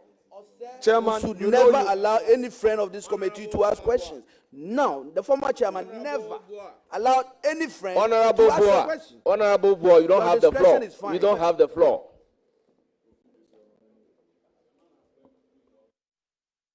Chairman, I would accord every member of this committee utmost respect. And our side will continue to treat all of us here with utmost respect. Colleagues, I'm compelled to make this point. We are here in good faith. The minority has cooperated with chairman for us to get here in good faith. The letter got to us in Parliament. An advert was done. We cooperated for the advert to be placed in the paper same day. We were supposed to start this vetting tomorrow. Chairman reached out to me regarding some exigencies. I convinced my side that there is a need for the new government to proceed to form a government. The president needs his team. So let us not obstruct, let's cooperate. I still have communications asking me, leader, why are you changing from Tuesday to Monday? I am here to do the people's work with my team. This posture of attack on me, colleagues, Chairman, with the greatest respect, I will not take it anymore. Even my opening remarks had to receive interjections and point of order. When go and watch Bagwin as minority leader, his opening remarks, let's watch the videos. Let's watch Haruna Idrisu. Guys, I don't want a situation where it will be like Markin wants to do this and that. I understand governance. I know governance. And I will support you to form your government. But nobody should make an attempt to use some attacks to frustrate. It won't work. And we are not going to boycott proceedings. As Honorable Governor Abuja once said on the floor, even laying paper, even for him to oppose, he says that there will be chaos. That was his threat. We know what he did to my vice chair. No, it's not payback. I will never do that. I'm not petty. I know what they did to this 67-year-old woman who was then the chair of the appointment committee, our mother. We know what happened. The cameras watched it. So, colleagues, you are now in government. Your duty is tolerance. Tolerance. If you don't want to tolerate us and you don't want to accommodate and you are talking about rules, then we'll also go by the rules strictly. I would end here. Chairman, thank you. And let not, thank you very much, Honorable Minority Leader. Thank you very much, Honorable Minority Leader. The presidents are there. We all know that Honorable Joseph Osei-Owusu, sitting as the chairman of the appointment committee, will never welcome a question from a non-member of the committee. I am using my discretion to allow a non-member to ask a question. I am asking you to ask a question. And to ask a question does not give you room to ask supplementary question before the main question. It's an abuse of the opportunity being given to you. May you proceed and ask your question. Mr. Chairman. Chairman, wait. No, wait. Chairman, with the greatest respect, I know you are an advocate. You do a lot of cross-examination. You cannot raise your voice on a member. He's a first-timer. When he makes a mistake, let's correct him in a manner that would encourage him to enjoy Parliament. He's a new member. Please, with the greatest respect, I know it was not your intention, but knowing you when you get your client in a tight corner, how you deal with them, I beg you, this is not your client. I beg you. Neither is he. So, Mr. Chairman. Honourable member, ask your question. Mr. Chairman, thank you very much. But first of all, I did not even make a mistake in the first place. Just for the records, I did seek leave. Go ahead and Chairman. ask the question, and please. Once it wasn't approved, then I proceed to my substantive. That's all, Mr. Chairman. And thank you very much, Mr. Chairman, for the clarity. And I will proceed. Honorable nominee, I would like to refer you to a publication on the 15th of March, 2021. And I want to paraphrase because I don't want to miss any word. And I quote, Ghana today, we are complaining that this gambling is destroying our youth. I've read a number of articles on this. I would have thought that the government will come out with a policy to restrict gambling and to even ban it, he said. And this was a quotation attributed to you, Honorable Nominee. I want to ask and proceed on this. Do you still stand by this position of banning gambling and banning betting and all that in its entirety, or now your position has changed? That's what I wanted to ask. Thank you. Thank you, Mr. Chairman. Mr. Chairman, I think it's a very good question and it's an opportunity for me to clarify. Mr. Chairman, I was on a show with the Honorable Kojo Oppong Nkrumah, and the context must come out. The Honorable Kojo Oppong Nkrumah, at the time Minister for Information, I'm sure, had the responsibility to sell a government policy on betting. And he said, I'm surprised you are not bringing that portion. He said that betting tax is being implemented because it is destroying our youth, and that the government is introducing this betting tax he said the government is introducing this betting tax to deter them, equivalent to a sin tax, so that they will not be staking the bet. I retorted on a show being hosted by Evans Mensah on Joy FM PM Express. I retorted by saying that will not solve the problem. That will not solve the problem because I've read a number of articles, and the article presupposes or suggests that it is destroying our youth.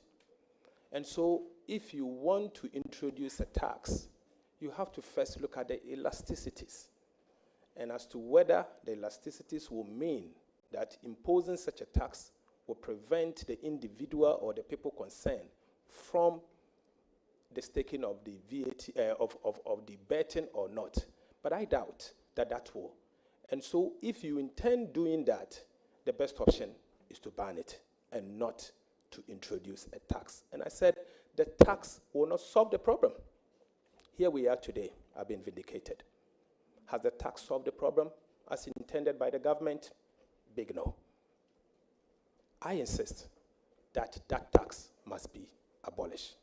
And as Minister of Finance, my first budget, I will abolish the betting tax. Thank you. Thank you very much, Honorable Member. We don't do that in Parliament. We say here, here. No, but they are not.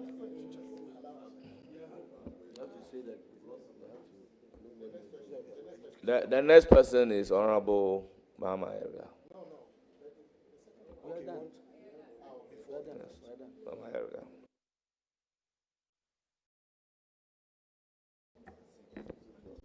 I thought somebody was my friend until I was given an opportunity to ask a question. And she started heckling me even before I've asked the question. Congratulations, my leader. My real question was to ask you how prepared you are to deal with the multitude of economic challenges confronting Ghana. But after listening to you within these few minutes, I thought it wise to abandon my question. Because even before asking, you have made a case demonstrating your readiness and preparedness to confront the problems of Ghana with greater expertise and finesse than we have seen in the past. So I have a few questions focusing on what my brother and former majority leader and now minority leader raised in his thesis that he read before we started. Oh, it's very beautiful. Thesis. Honourable Member, continue. Proceed. Number one, will you abolish the e-levy?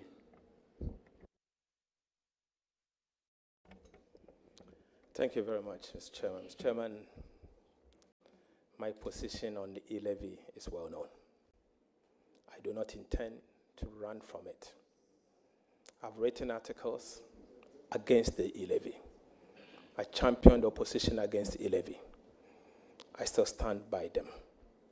Mr. Chairman, the e-levy It's neither a direct tax, indirect tax, or an excise tax. I don't know how to classify the e-levy as a tax practitioner. Mr. Chairman, it doesn't mean that I do not recognize that the e-levy brings in certain revenue. But the fact remains that the e-levy retards our progress towards a cash-light economy and the fintech. We need to abolish the e-levy.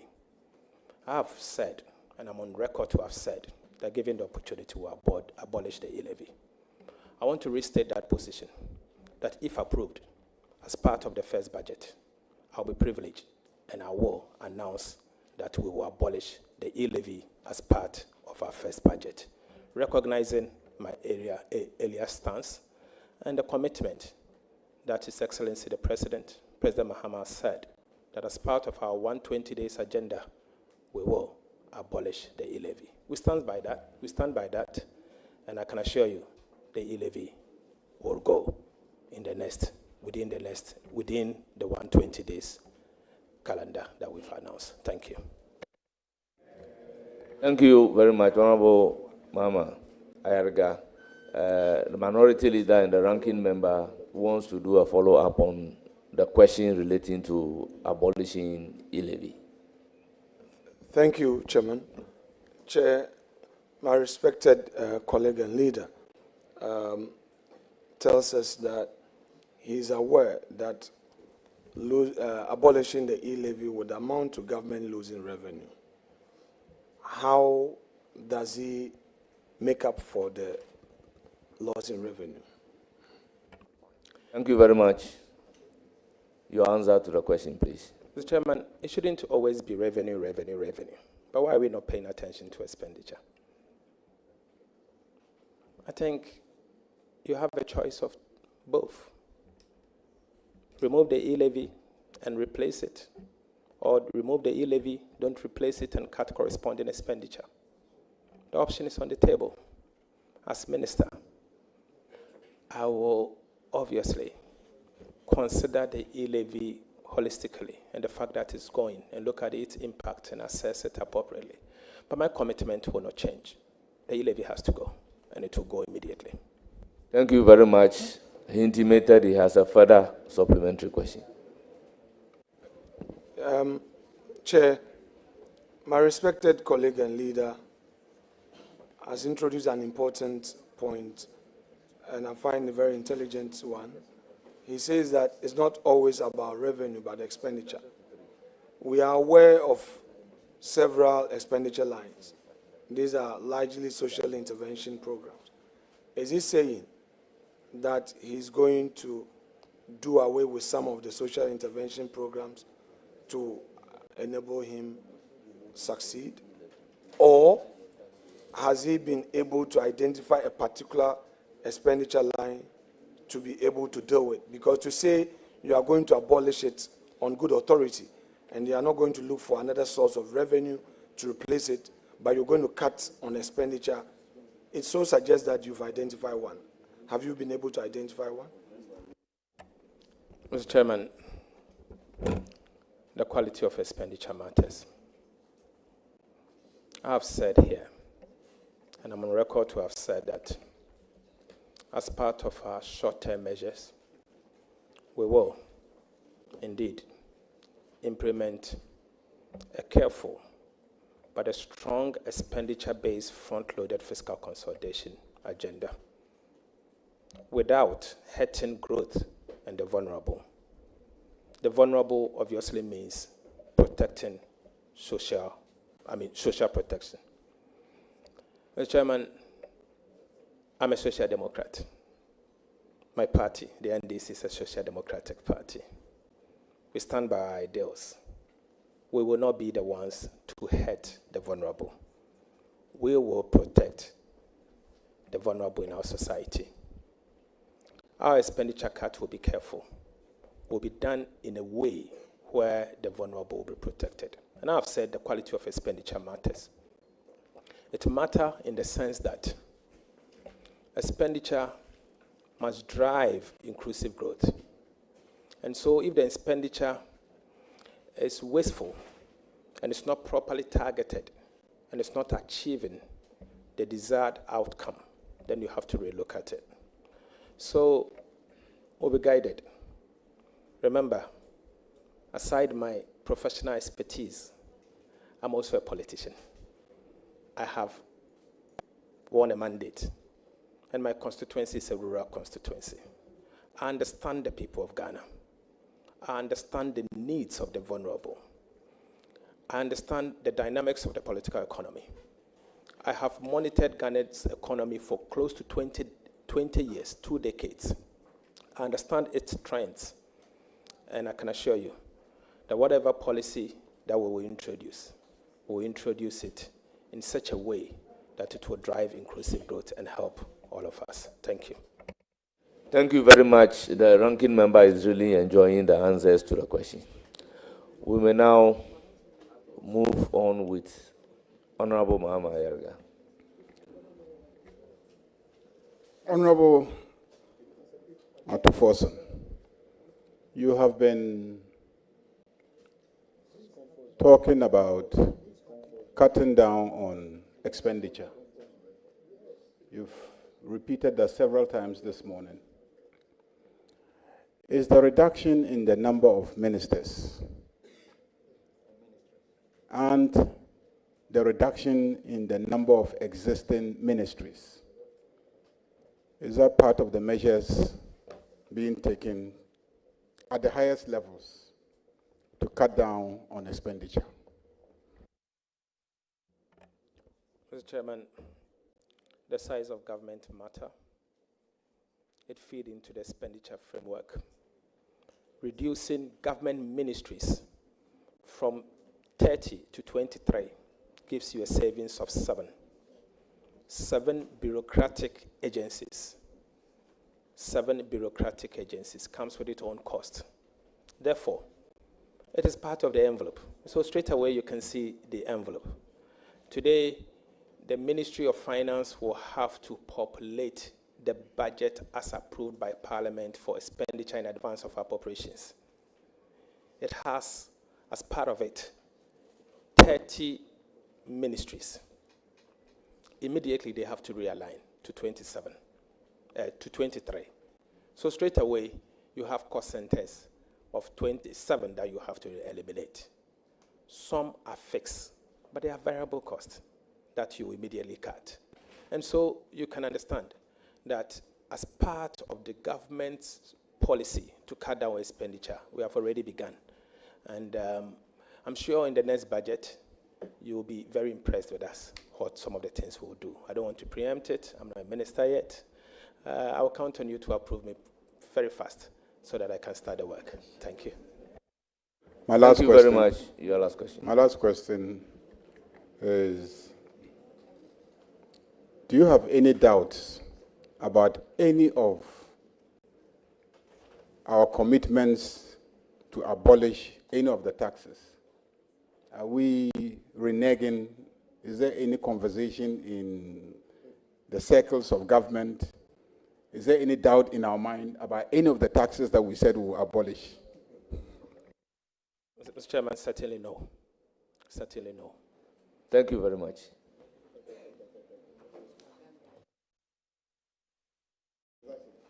I will take a question from Honorable Ampimnyako. Thank you, Chairman, and congratulations to Honorable Dr. Matufosun. But I am impressed with your responses so far, a clear indication that you are ready to help reset Ghana. But I have a quick question. The previous government, in the process of introducing e-levy, abolished road tolls. As you have committed to remove e-levy, would you consider to bring back road toll collections? And what is your take on property rate collections as well? Because they attempted to centralize it and they reversed it with the previous government attempted centralization of property rate collections, and they reversed it with the explanation that there were some challenges What is very your much take for your on question. road toll and Nominee profiteering? Liangza. Mr. Chairman, thank you. Mr. Chairman, the previous government indeed removed the road toll. But getting to the end, they signaled that road toll is coming back. Mr. Chairman, they submitted to Parliament, it was not laid, a concession agreement with the company to reintroduce the road tolls. I have a copy. Mr. Chairman, the NDC indicated from day one that the road toll will come back. We are not running away from it. In fact, the Honorable Haruna Idrisu, at the time, the minority leader, said that the NDC promises to bring back the road toll. The Hansard will bear us out. We have not run away from that fact. So, I can assure you, we are a party that sticks to our promises. And whatever we have promised to do, we'll do just that. If the road toll is a way to raise revenue, we'll raise the revenue. And the road toll, if you use the road, you have to pay a toll. And it's all over the world. Ghana won't be the first country, won't be the last one. You have to contribute towards the road maintenance. And so the only thing is we have to collect the revenue effectively and efficiently so that we can plow it towards the maintenance of those roads. Thank you. Thank you very much. I will take a question from Gideon Buako. Dr. Gideon Buako. Thank you, Mr. Chairman. Mr. Chairman, the Honorable nominee, Per CV, is affiliated to the Kwame Nkrumah University of Science and Technology Business School.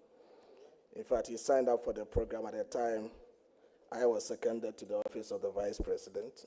So as a lecturer of the business school, I think it is appropriate that on behalf of the KNUST Business School, I congratulate you.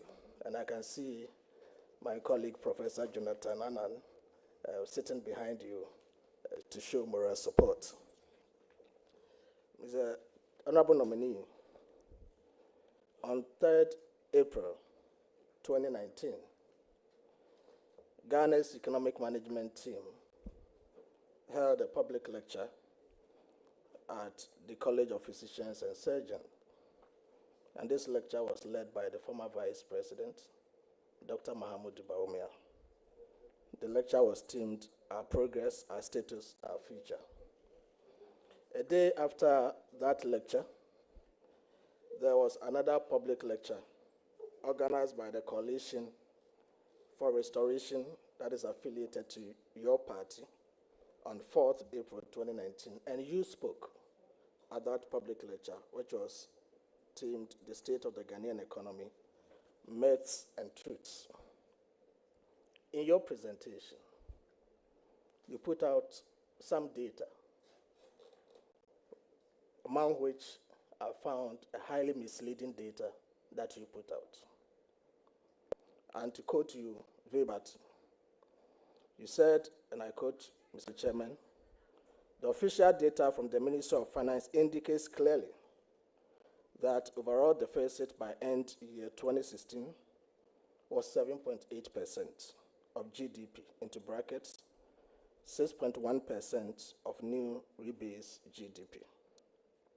But the figure you put out, Honorable Nominee, was utterly untrue.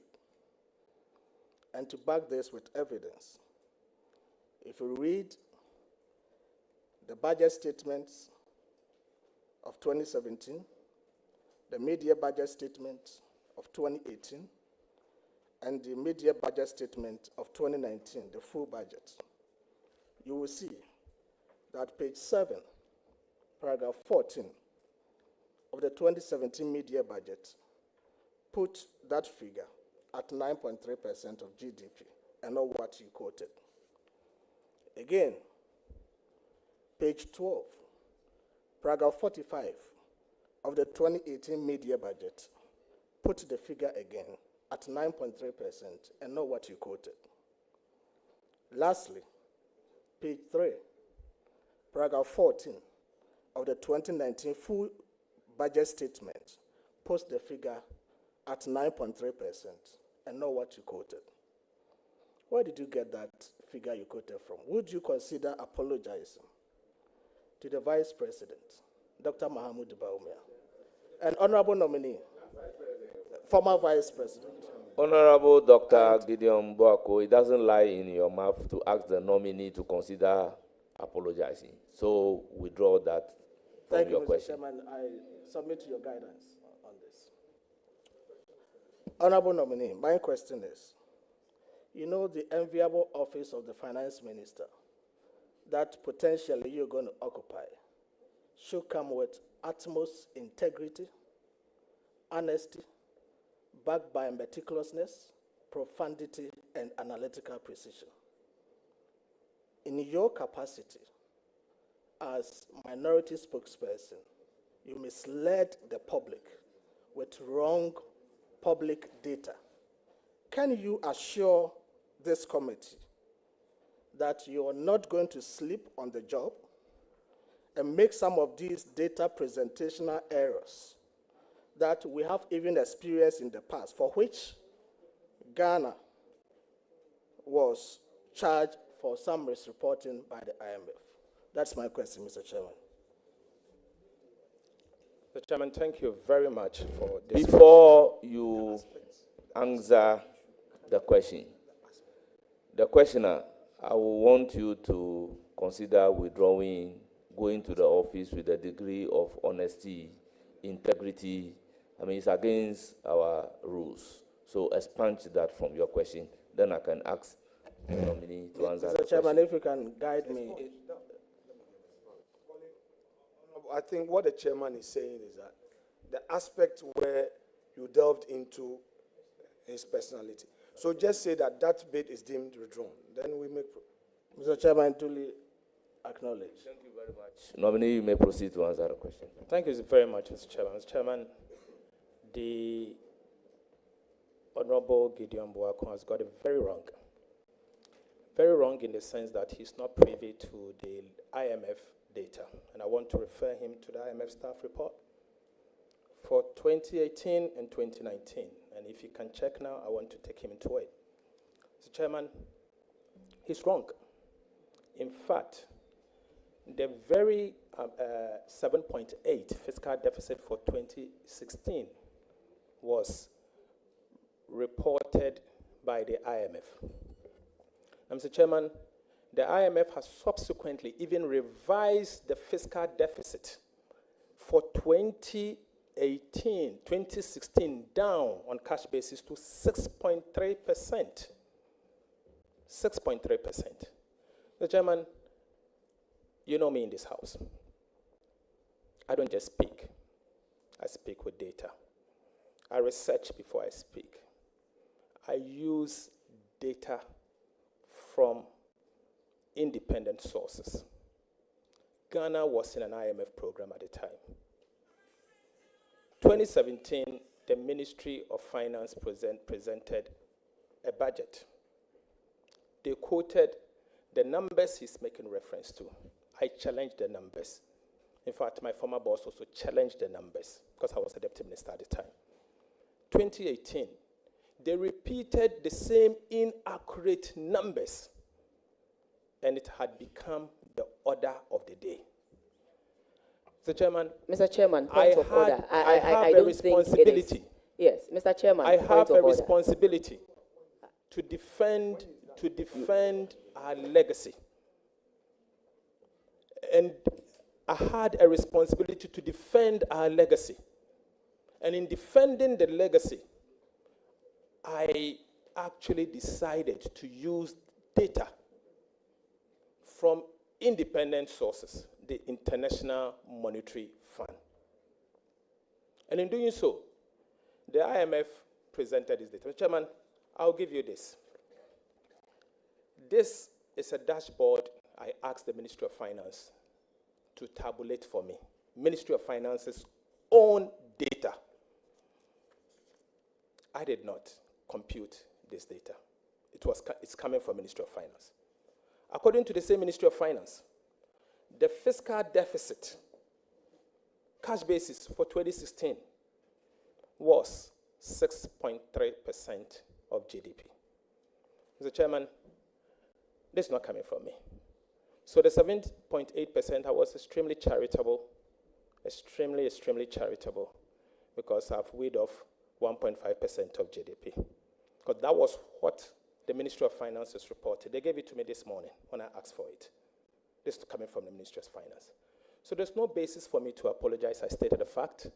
I stated what is coming from the IMF, what I had earlier on objected to, and I've asked the government to consider relook at the numbers again. Thank you, Mr. Chairman. Thank you very much, Honorable Nominee. We indicated earlier that he doesn't have the power to ask any nominee to apologize. He doesn't lie in his mouth, and it was withdrawn. So I will move to the next questioner, member of the committee, Honorable. Mr. Chairman, I will seek your leave for a point of order. My brother and you are nominee, taking the point of order on who? Which matter are you taking the point of order on? On the matter he just put on the table that consistently Ministry of Finance presented wrong data to And Parliament. what order are you coming? Mr. Chairman, I have to put this on record that he's saying that consistently for 2 years, Ministry of Finance presented wrong data. You were a member of Parliament at that time. We were all members of Parliament at that time.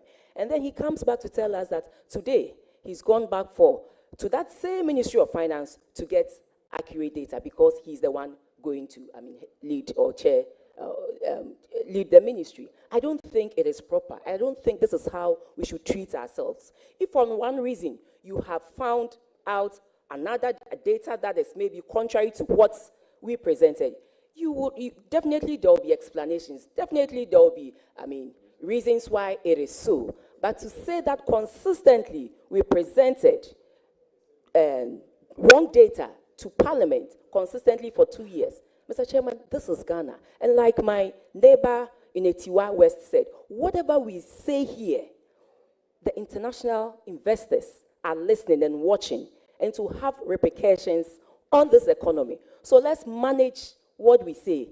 We are not saying don't speak the truth, but you cannot say that consistently for 2 years, Ministry of Finance presented a wrong data here. Mr. Chairman, I expect you to do something about it. Thank you very much. I will not allow the nominee to answer. That is not a question. It's a commentary. May we proceed? Honorable Mr. Chairman, respectfully, you have to do something about it because you were a member of Parliament at that time, and they are saying that we, members of Parliament, watched while wrong data was being presented. Honorable Patrick Yaoboma, Honorable Abna Ose-Asare, you are out of order. Mr. Chairman, respectfully, you have Put to your do something. microphone off. Honorable Patrick Yaoboma, it's now your turn. Chairman, you have female members on this committee, and I believe you must protect the ladies on the committee, Mr. Chairman. Mr. Chairman, Abna is your colleague and a female member on the committee, so we must do some. Thank you, Chairman. Thank you, Chairman, for the opportunity to ask some questions. Let me use the opportunity to congratulate my good friend, Honorable Cassiel Atuba for his nomination as Finance Minister Designate. Ato, sometime in 2022, you alluded to the fact that the central bank had printed over 22 billion cedis ostensibly to inject into the economy some funds. I would want to find out from you if you still stand by that comment or those comments, given the fact that the central bank came out with a statement explaining what they did, which was in line with the fund program and also some borrowing from the secondary market. Thank you. Mr. Chairman, I've not changed my position. Ghana was not in an IMF program in 2022, and it cannot be in line with the IMF program.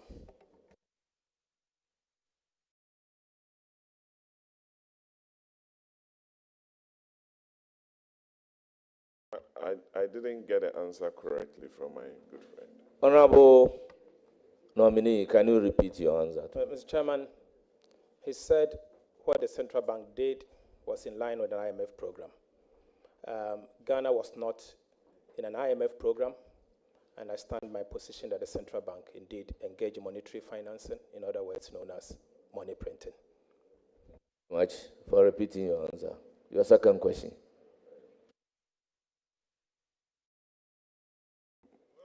Ato, I know Honorable Ato Forson. Sorry for calling you Ato. I'm used to calling you Ato. You are someone who loves to read a debt report. And you've always engaged me on the debt report from the Ministry of Finance. May I know your thoughts on the debt report, particularly 2022? Reading from the previous debt report, the public debt, as it stands now, increases with the depreciation of the cedi. About 90% of the increase in our external debt was due to the cedi's depreciation, which is mainly outside the purview of the central bank or the Ministry of Finance. What are you going to do differently to ensure that exchange rate depreciation do not have a very negative effect on our balance of payments? Thank you. Thank you, Honourable Member. Honourable Nominee, your answer to the question. Mr. Chairman, thank you very much. Mr. Chairman, yes, this House always considers the debt report. The Finance Committee always considers the debt report. We started raising the red flags and asked the minister to act far back 2020. In fact, we deepened our call in 2021 and asked the government to act immediately. Our major concern at the time had to do with the exclusion of certain lines. ESLA bond, Sino-Hydro loan, Dache bond, and many others. And we said, what they are doing is wrong. And that as long as you are going to use government revenue, public revenue to repay this debt or service the debt, you should count it as part of the debt. So the debt that they were reporting excludes some of this debt that I've mentioned. We were ignored. But in the end, when Ghana went into the IMF program, we were compelled to add Sino-Hydro loan to the public debt. We were compelled to add ESLA bond to the public debt. We were compelled once again to add Dache bond to the public debt. So we came back to the basics. We in the NDC felt vindicated, but we don't seek that. We think it provides a very excellent lesson for all of us in the way we report our debt. Fast forward, that is why the NDC, we've pledged in our manifesto to establish an independent debt management office so that we can report our debt in a very transparent manner to avoid past mistakes and to move on. The exchange rate issues you've mentioned are very genuine and very germane. Yes, as long as you borrow in another country's currency, foreign currency, when the cedi depreciate as against those currencies, because you express it as, in your currency, it will have an impact, and so your debt will be going up. But remember, it's also your responsibility to manage the currency, and it's not someone else's responsibility. And Central Bank, the Bank of Ghana, has a role to play in the management. In fact, they have to manage the currency and stabilize the currency. But the Ministry of Finance has a role to play. So the behavior of the fiscal authorities will have some positive or negative transmissions at the monetary side. And so together, we have to do it. When approved as minister, I will work or coordinate effectively with the central bank for us to be able to anchor the cedi together. so that between the Ministry of Finance and the Central Bank, we can anchor the currency. That must be done.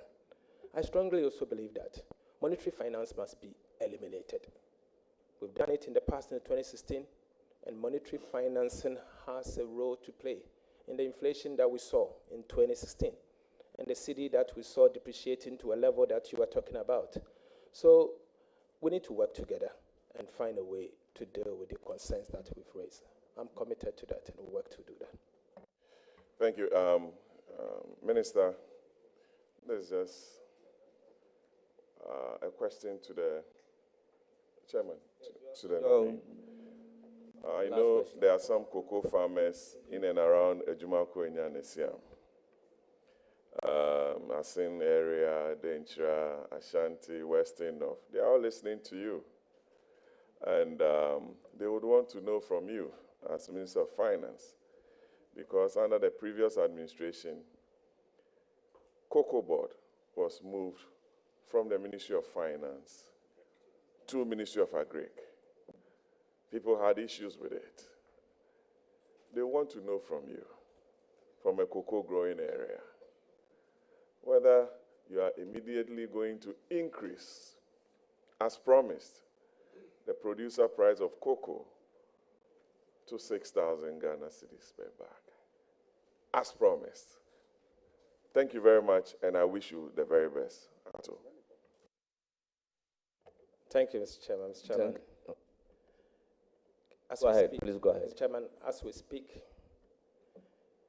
the chairman of the Producer Price Review Committee is the Minister for Agriculture and not the Minister for Finance. The government changed the position.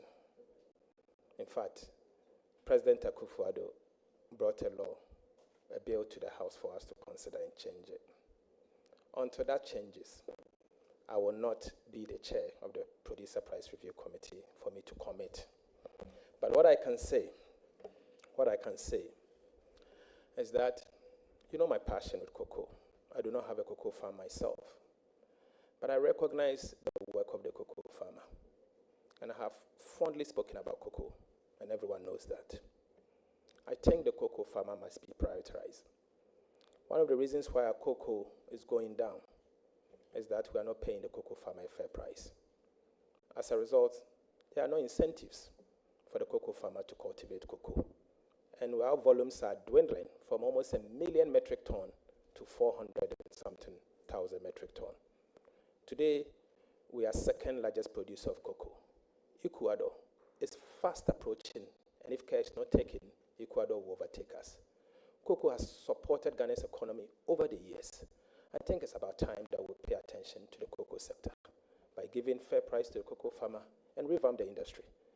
As minister, obviously, as Minister of Finance, when approved, I will work with the Ghana Cocoa Board as a rare sector active player to revitalize the cocoa sector, but at the same time paying attention to what the cocoa farmer gets, because we need to incentivize them, we need to encourage them for them to be able to cultivate the cocoa, and for them to be able to also be encouraged to stay within the sector. Remember, the cocoa industry is more or less the largest single employer of Ghana's economy.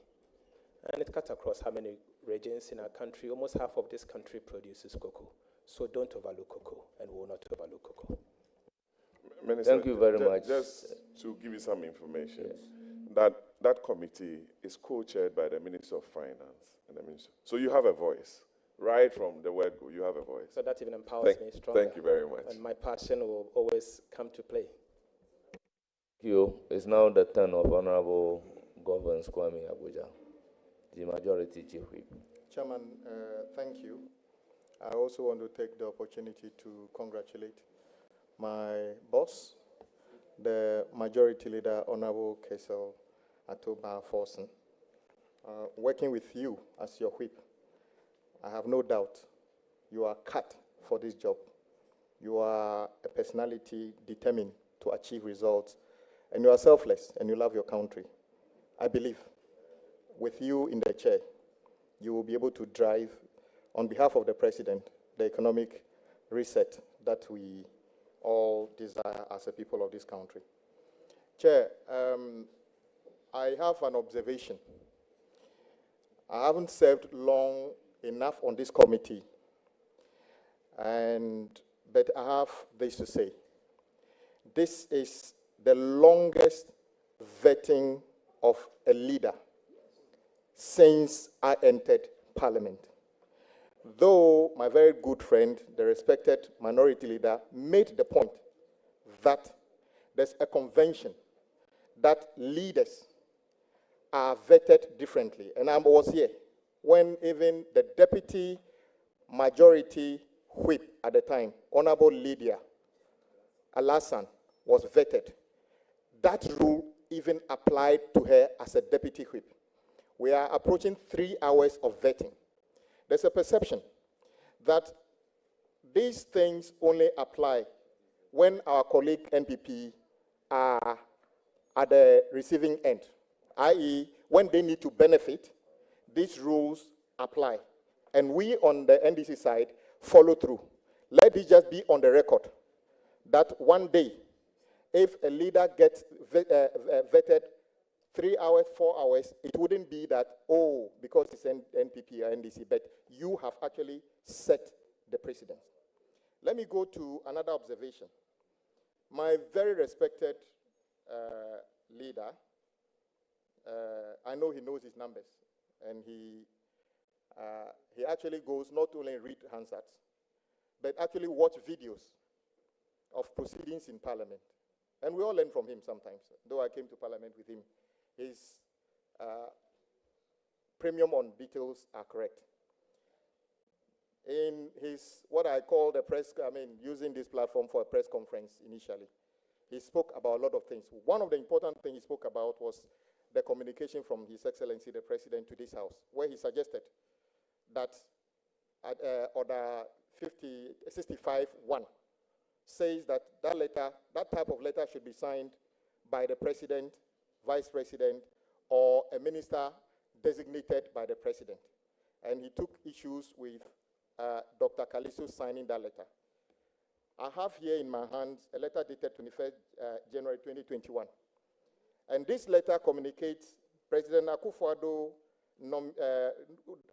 nominees for ministerial and regional ministerial designate. And guess what? The person who signed this letter is not even the President's Executive Secretary, but somebody called Honorable Eugene Ahin, Acting Director of Communication, Office of the President. So, whilst I agree with you that, yes, address to the Speaker, the thing says, it's all here, I'll hand it over to you. So what I'm saying is that I agree with him that Order 65-1 should be adhered to. But the point is that this is nothing new in this House. Indeed, the Executive Secretary of the President has communicated to this House appointing people to authority under that same thing. So just for the records. Honorable Dr. Ato Forson, I have just one question for you. And this question is regarding a payment of $53 million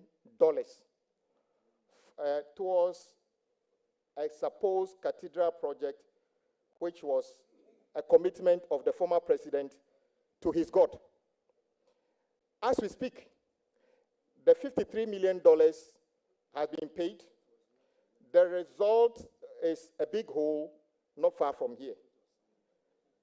We also know that the payment was made through the Ministry of Finance. My question to you is, having knowledge that the $53 million could have paid for 3 completed Agenda 111 district hospitals, could have paid for 1,220 6-unit classroom blocks, could have paid for 1,050 chip compounds, could have paid at least 299,000 teachers, and actually could have bought 9,000 cutlasses for farmers.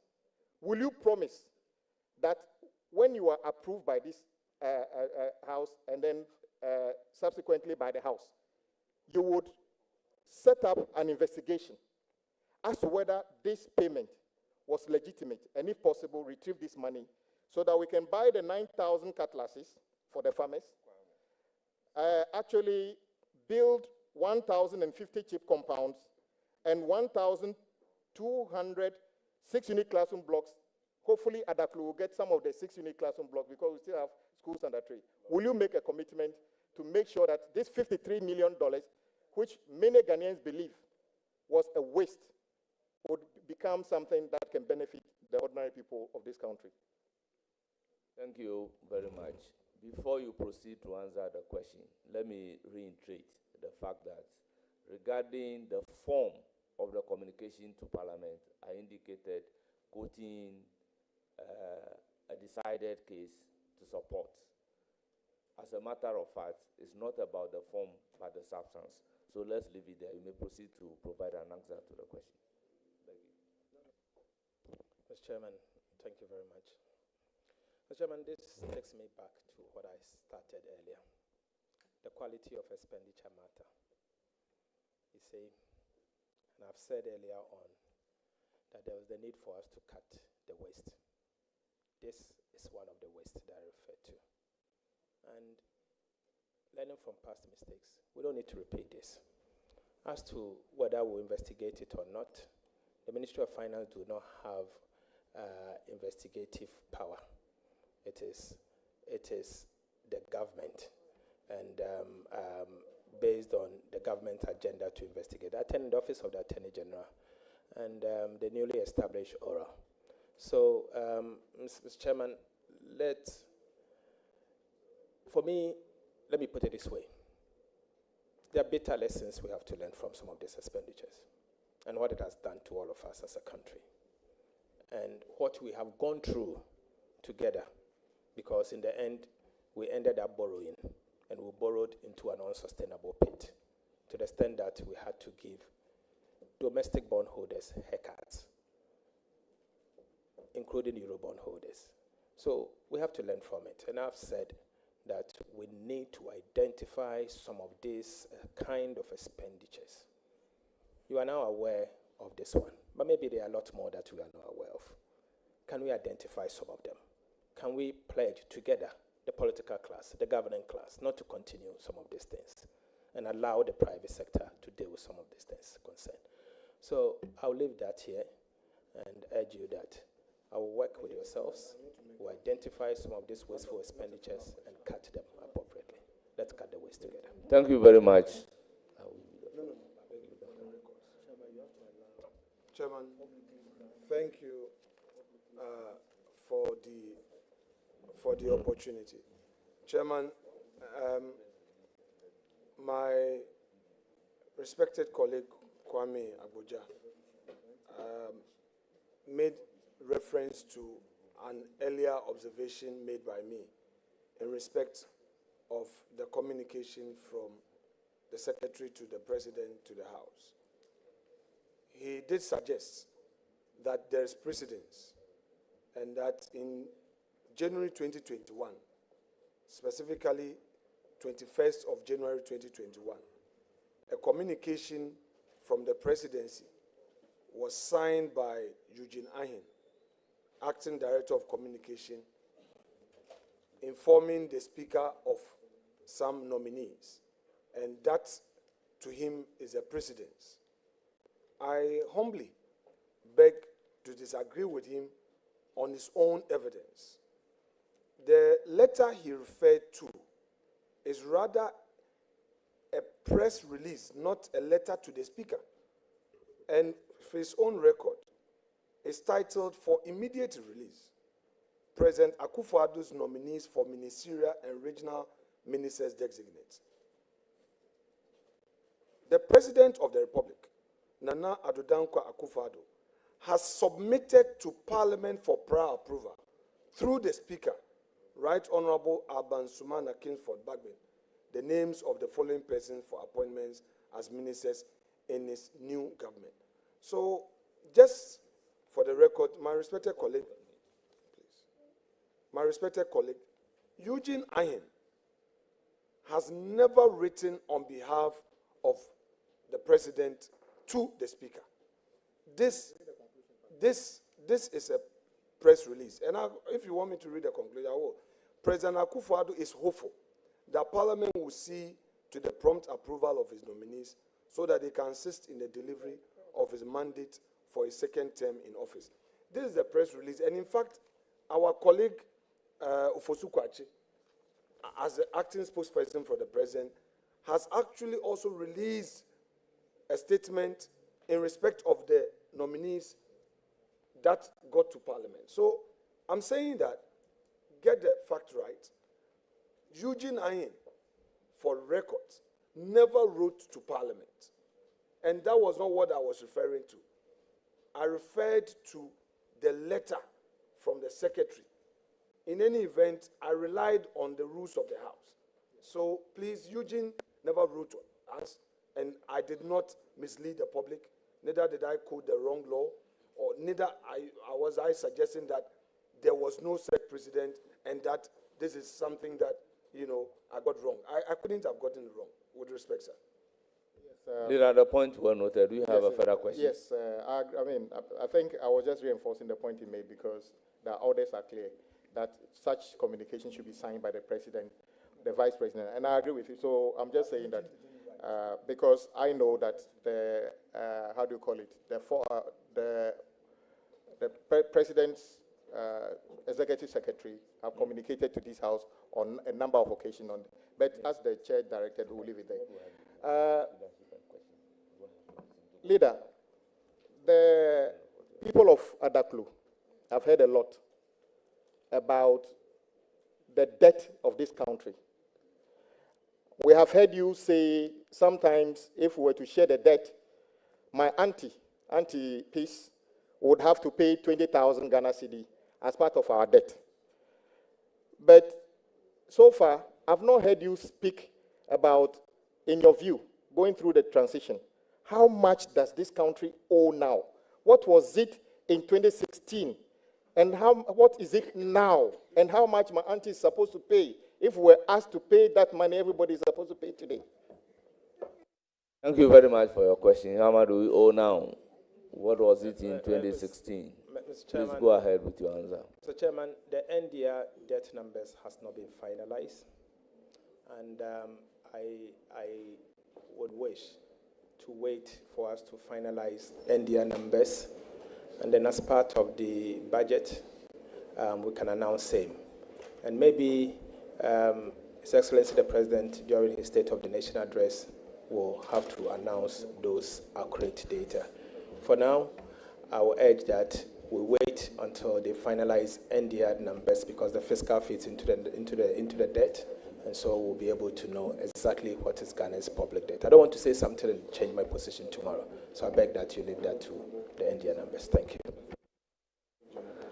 Honorable, it's not the turn of the Deputy Leader, Honorable Patricia Apiaje.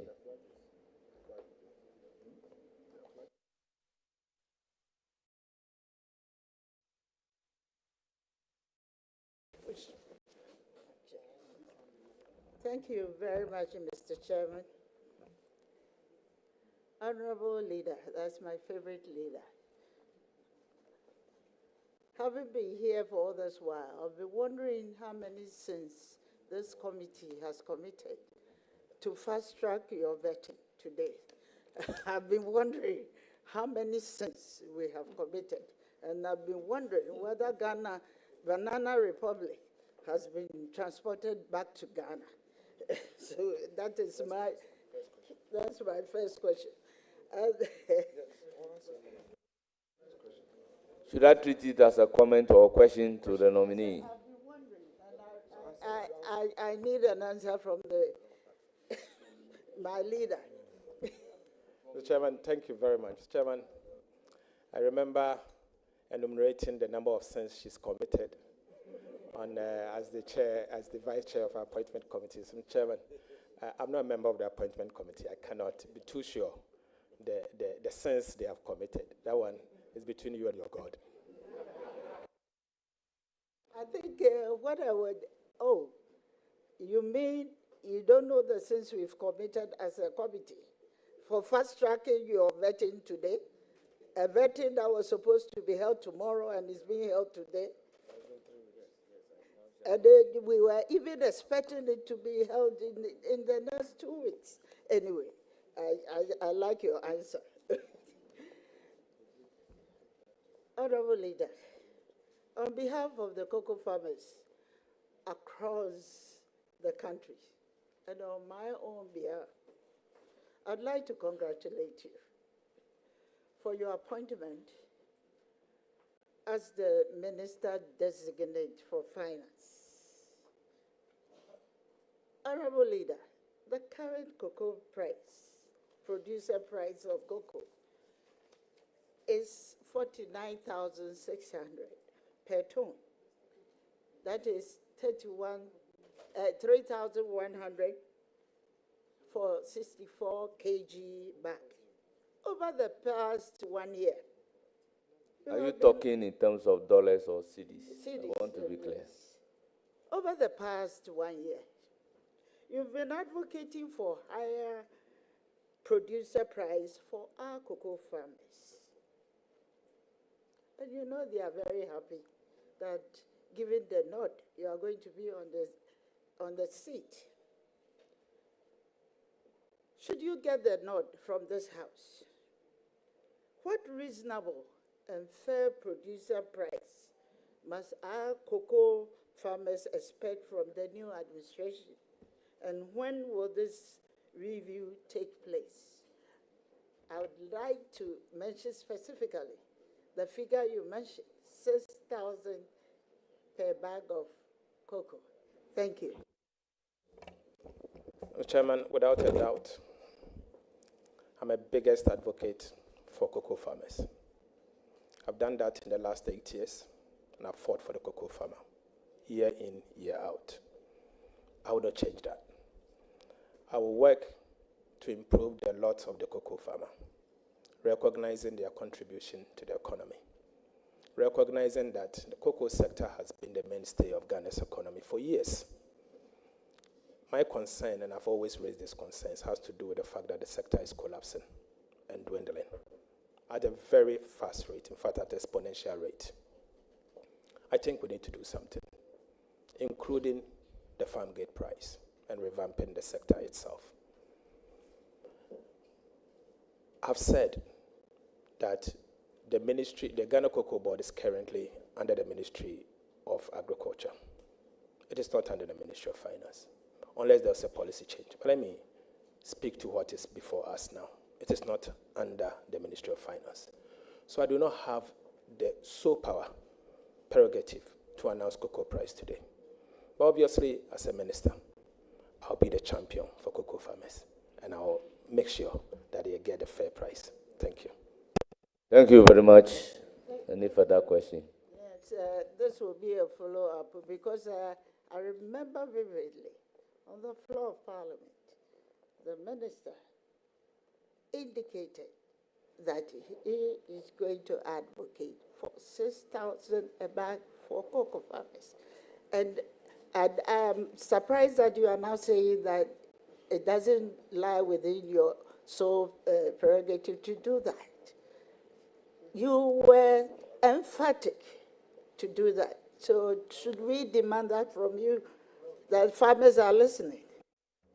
Mr. Chairman, thank you very much. I don't think this is one of the sins that I enumerated, but I said I will advocate, and I've said that I will not change my position.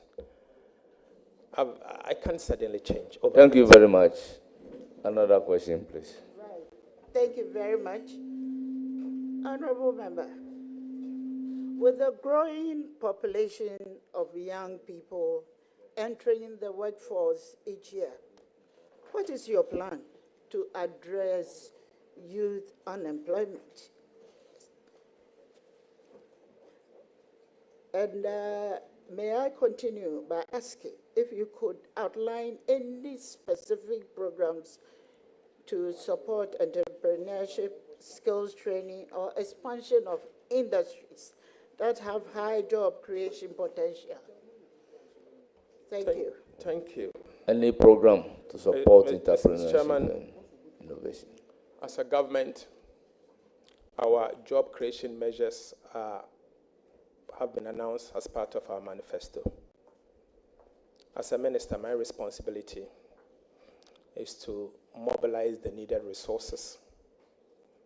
In consultation with Cabinet, I will have to allocate them effectively to the sectors that will create employment and for them to be able to create jobs.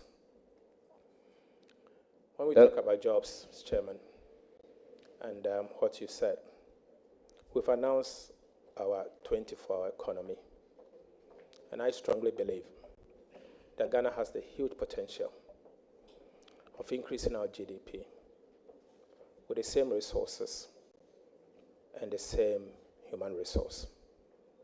That in itself will create enough jobs. Jobs that will be able to cater for our teeming youth. But in the meantime, what you said about skill training and all, His Excellency the President, President Mahama, and the manifesto of the NDC has not minced words on this. We are going to set up a structure to train skills, give them access to the required training, and give them the tools for them to be able to learn the trade. I'll fund it as a minister, if approved, or when approved, in such a way that the skills that we lack as a country, we can train them locally and give them employment.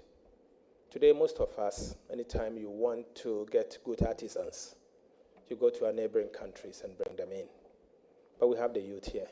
Why don't we give them the training? I think we need to revisit that.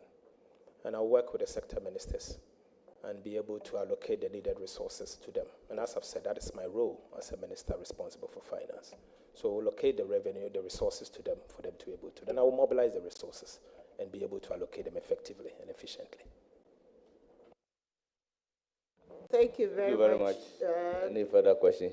Yes, I'm very much interested in your answer to my last question. But I'm looking at the development of women, and I'm highly interested in your manifesto promise to set up a women development bank, and then free tertiary education. And I know all these things are going to be of a prime benefit for our ladies or our women in the country. With the proposed reduction in taxes, is fiscal consolidation a priority for the government in the near term, taking into account government's manifesto? Thank you. Honorable nominee. Thank you. Chairman, fiscal consolidation is not only a priority, but we will front load it. We will front load it carefully. At the same time, we'll signal to the investor community strongly that fiscal consolidation is not only a priority, but we'll front load it in a way, at the same time not ignoring the impact on growth and protecting the vulnerable. So that, I can assure you, it is a priority. We have an option to rationalize some of these expenditures. And so it's a matter of switching and rationalizing. So it doesn't mean the flagship we've announced as part of our manifesto does not mean we are going to increase expenditure. That is not what it means. It's a priority of government, and we'll do just that. Thank you for your answer. Any more questions? Yes, I will have my last contribution. Question or contribution? Question, a follow-up question to the statement made or the question put in by Dr. Boakum. Honorable, you agree that data for end of year usually is validated on the first quarter of the ensuing year. So all data presented during the budget reading in November are provisional. How then do you say that data presented in 2017 and 2018. Knowing that they are provisional, you term it as inaccurate. Thank you. Thank you very much. What did you say? Those data is provisional, though, Mr. but Chairman, inaccurate. that is exactly my point. The Honorable Gideon Boakon made reference to a particular data point and said that I was inaccurate. I had said this in 2019, and I said it at the time that the government had published accurate data. I said it at the time that the IMF, at the time, and remember, Ghana was in an IMF program, had gone to their board to present to their board and their final numbers. Mr. Chairman, I did not lie. I said what I believe was the fact.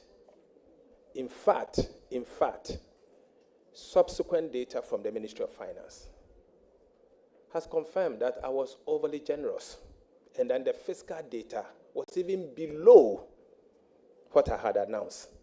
I had announced 7.8, and that they had revised it downwards to 6.3.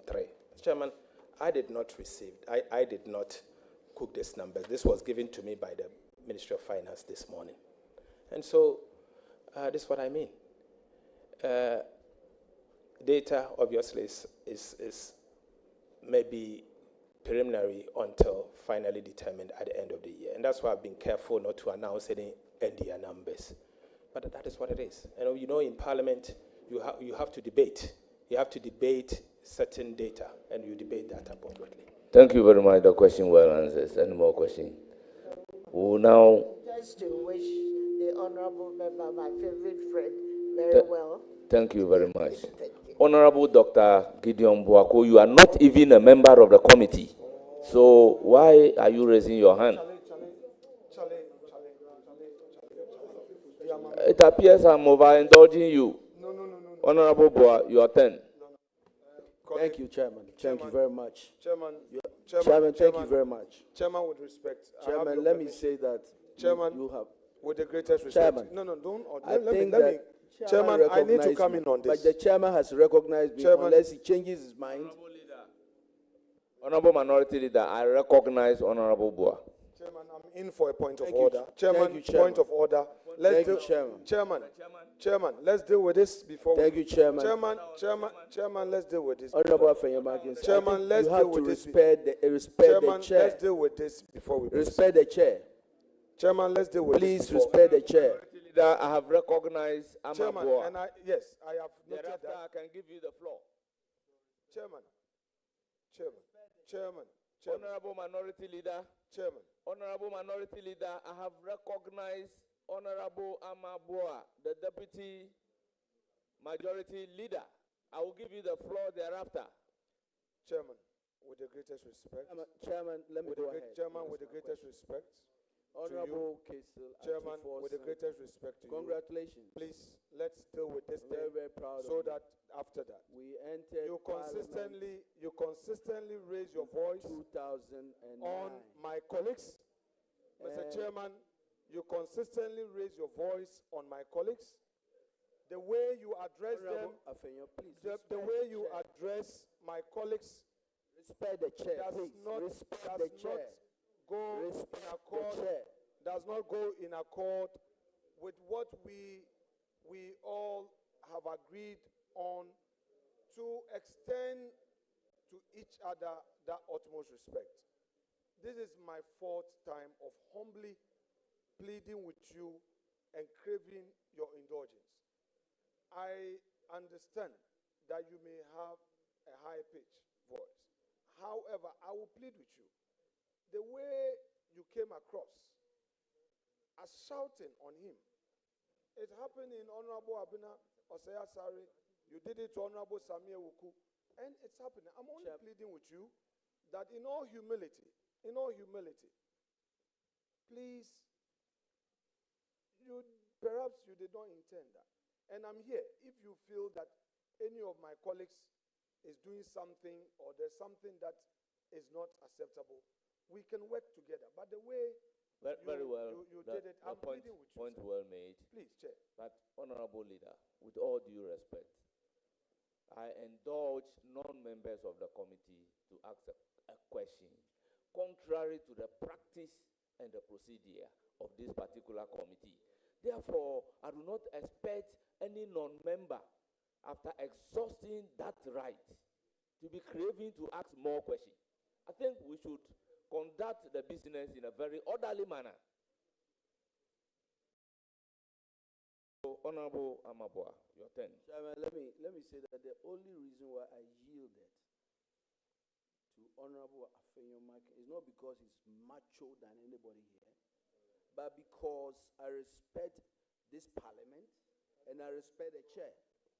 Honorable Deputy Majority Leader, proceed to ask your question. I respect the chair. Proceed to ask Chairman, your I'm question. going to ask my question. Let me put it on record that, Chairman, you've been very kind to the minority today. And I've been here for a long time. And, Chairman, this extension of courtesies never happened when we were in the minority under the former chairman of the appointment committee, Honorable Osei Owusu. It never happened. And we have to make it clear that you are the only chairman that can allow anybody to speak. Honorable Afenyomak is the ranking member, but you have to give him the right to speak. Anyway, congratulations, Honorable Kesil Atuforsen. I entered Parliament with you in 2009. I know that we were about 42 on our side, and then the other side also had a number. We were all together about 92. Today, after 16 years, well, we are only 4 left. That speaks volumes about the attrition of Parliament. But I am very, very, very proud of you. So if I say I know you very well, I know you very well. You are a man of complete integrity, and you speak with data and facts. And I am very, very confident that that's exactly what you do. I'm very proud of your performance today, and I think you've calmed the nerves of the people of Ghana and given them the assurance that you are going to really lead, quite frankly, the finance ministry to success. So, my respected leader, I must also congratulate you on behalf of our colleague. You, as minority leader, will be remembered as the leader that in the last 2 years led the minority from 137 to 188 seats. Congratulations. So I'll go straight to my question. Ghana's economy, Honorable, is grappling with serious challenges. I think you've talked a lot about them. Debt to GDP issues, inflation, and high unemployment. And so my question is, as the Minister of Finance, what will be your top priorities to address these challenges? Mr. Chairman, thank you very much. Mr. Chairman, let me also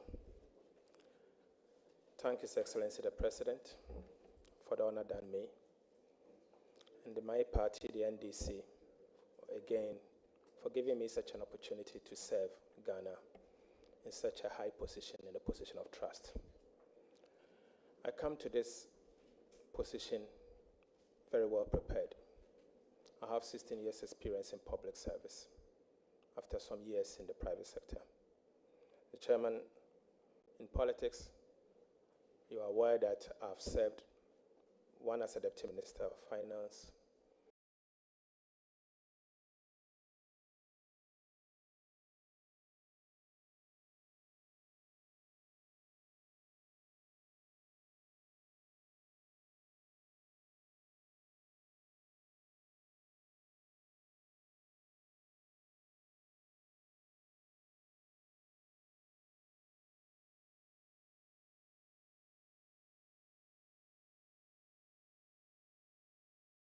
side when my party went.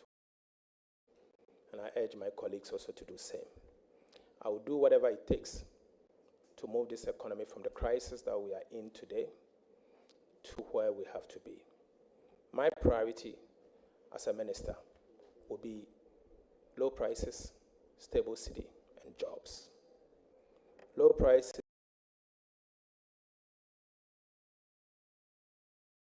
in the sense that today inflation is 28.3, food inflation is 27.8, and we know the inflation we see today is anchored, is largely driven with food inflation. What do we do? As minister, I will allocate resources in consultation with cabinet to government policy of agriculture for economic transformation to make food cheaper. And we'll work with the minister responsible for agric to make food cheaper. That in itself will help make food available and protect food security.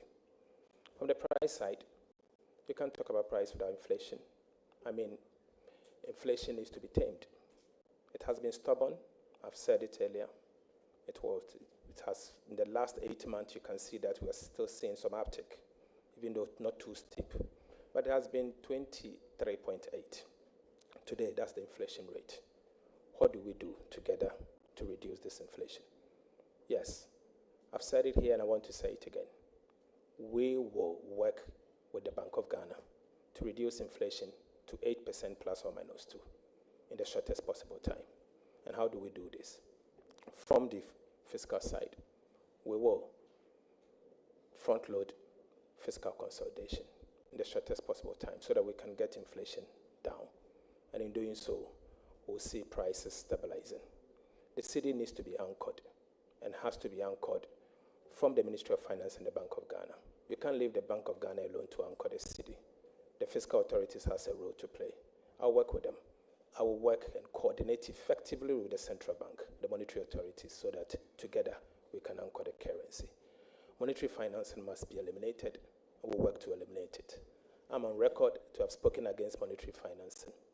My position has not changed. It's economist, and it still remains economist. And I will do exactly what it is to make sure we anchor the currency. On jobs, I've said it all. I've said it here that my responsibility as a minister responsible for finance is to raise the required revenue and to allocate it in consultation with cabinet to sectors that will create the jobs. And so we will do just that. And I want to repeat that. These are my priorities as a minister, and we'll work to achieve that in the shortest possible time. I want to be remembered as the one who helped to reduce prices and stabilize the currency and create jobs. That is what I ask God to help me to achieve. Thank you. Thank you. Shama, can I go ahead? Yes. Okay. So you talked a lot about the cost of living crisis, food inflation. Obviously, you can only do this with other sectors, other ministries, to address these, what we call the inefficiencies in the agriculture value chain. Can you outline some of the strategies that you do, working with other structures to address these inefficiencies in the agriculture value chain? Honorable nominee, your answer, please. Mr. Chairman, my passion is agric and agribusiness. And that's why I'm sure you've seen questions coming from Coco, left, right, and center. Why is it that food inflation is 27.8? I think it speaks volume. It speaks volume. And what are the staples? Ghana staples. Why are we not taking hard decision to invest in the agriculture sector? I think the time has come for us to pay attention to agriculture sector. I will wait for the nomination of the minister responsible for agriculture and his subsequent approval. I hope to work with the minister concerned, and we will work together to implement the government policy to make food cheaper. We have to mechanize agriculture. We have to improve and enhance productivity. and we have to modernize the agri sector and make it encouraging for young people to enter the sector. And in the process, you cannot ignore agribusiness. As I've said, that's my passion, and I intend to work with the minister responsible for agriculture to ensure food security and cheaper foods. Honorable Minister, I wish you all the best. Thank you very much. Any more questions? No, thank you very much. Thank you. I may allow questions from the ranking member, Honorable Deputy Minority Leader, Alexander Kwamina Afenyo-Martins. Honorable Deputy Minority Leader. Yes, Deputy Minority Leader. Honorable Deputy Ranking and Minority. Ranking Member and Minority Leader.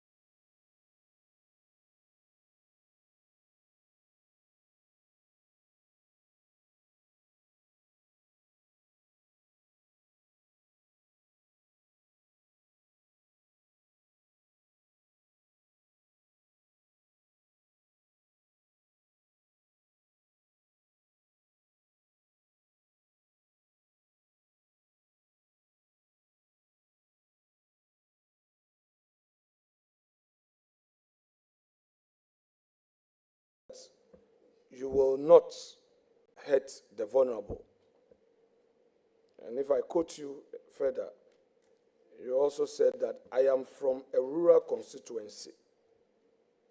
Therefore, I will champion policies that would benefit the poor.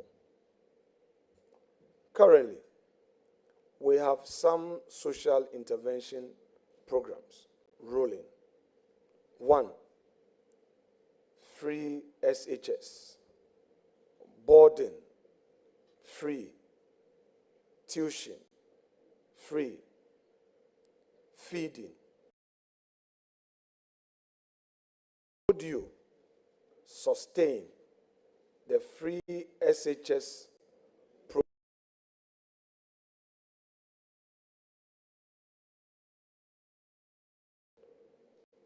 The quality. Thank you. Thank you very much, nominee, your answer to the question, whether you will sustain and improve upon the free senior high school program. Mr. Chairman, thank you. Mr. Chairman, myself and the minority leader has a history. We plan to enter this chamber together. Unfortunately, in his first attempt, he couldn't make it, and I made it. Mr. Chairman, he lost that primaries.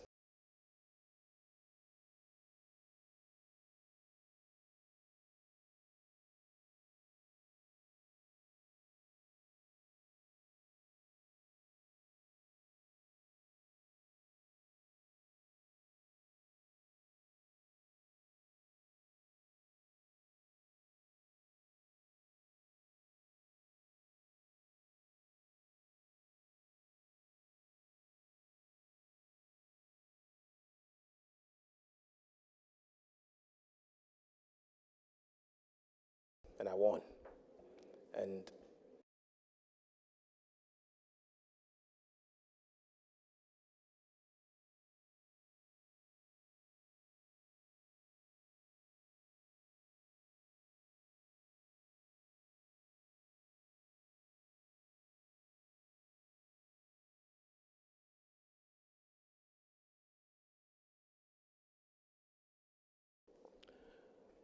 my party's position on Free Senior High School has been well articulated by His Excellency the President.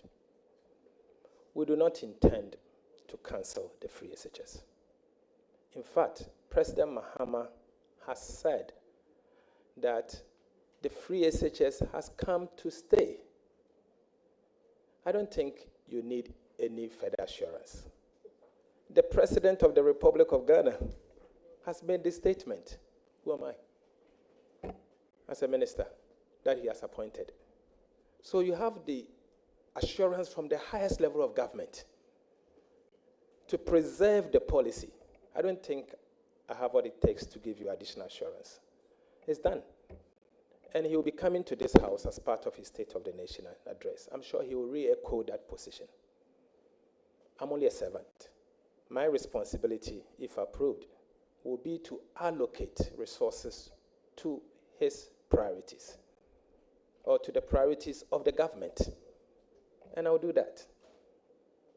So, my brother and my friend, be assured that free SHS has come to stay.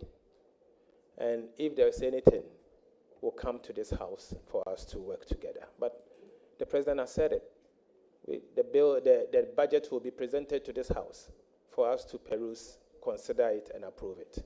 So let's not jump the gun, but I'm sure you are very sure, you are very much aware of what His Excellency, his pronouncement in the last few years. Thank you very much. Any further question? Chairman, I would like to know from our leader, as the holder of the purse, whether the school feeding program will be sustained. Thank you very much. School feeding program. Mr. Chairman, I said earlier that I come from a rural constituency. And I know the impact of school feeding program. My concern is that the amount you give today per child as the cost you pay to the caterer is not enough to pay to feed the child well. In fact, it is not enough even to buy egg. That's what it is. It's not enough to buy egg. And so we will not only sustain it, but we'll make it better. We will make it better. Because as I've said, our policies will be designed in such a way that those strong will preserve growth and protect the vulnerable. And the vulnerable is what we are talking about. Remember, the school feeding is not in Achimota. It's not in Achimota school. It's somewhere in the village. And for them, this 1 square meal or twice is enough. Right. So, Chairman, just for clarity and for the records, the caterers out there listening to you should take it that the current amount being paid to them is going to increase once you take over. With that assurance, what percentage should they expect? 20%, 30%, 40%, 50%? Because you say that the amount being paid is woefully inadequate. You didn't just say inadequate, you say woefully inadequate. So please let the caterers know, as the holder of the purse, the percentage you are going to increase their costs. Mr. Chairman, Thank you very much. But Mr. Chairman, before the you minority provide your leader- answer, The minority leader is putting words in my mouth. yes, but before you provide your answer, can you state how much is it now? Well, Mr. Chairman, I never said we are going to increase. I never used that word. I said that we will sustain it and improve on it, and made reference to the amount we pay and said it's not enough, because I've heard the caterers complain. So, Chairman, this is a house of records. Whatever we say here goes into the Hansard. I never said that. And so, Mr. Chairman, thank you very much. You don't just increase. You need to engage the sector. And so it will be difficult for me to sit here and just announce. I don't work like that, arbitrary. What is the basis of just announcing 20%? I don't work like that. I'm a careful person. So I cannot announce things that I don't know. Chairman, the honorable nominee said that he's aware that the caterers have been complaining. That is a fact that is coming from him. 2, he says that they are not being paid enough, considering even the cost of an egg. He referred to that. And he's going to improve upon it. Now, what is the definition of improvement? This is a matter of cost.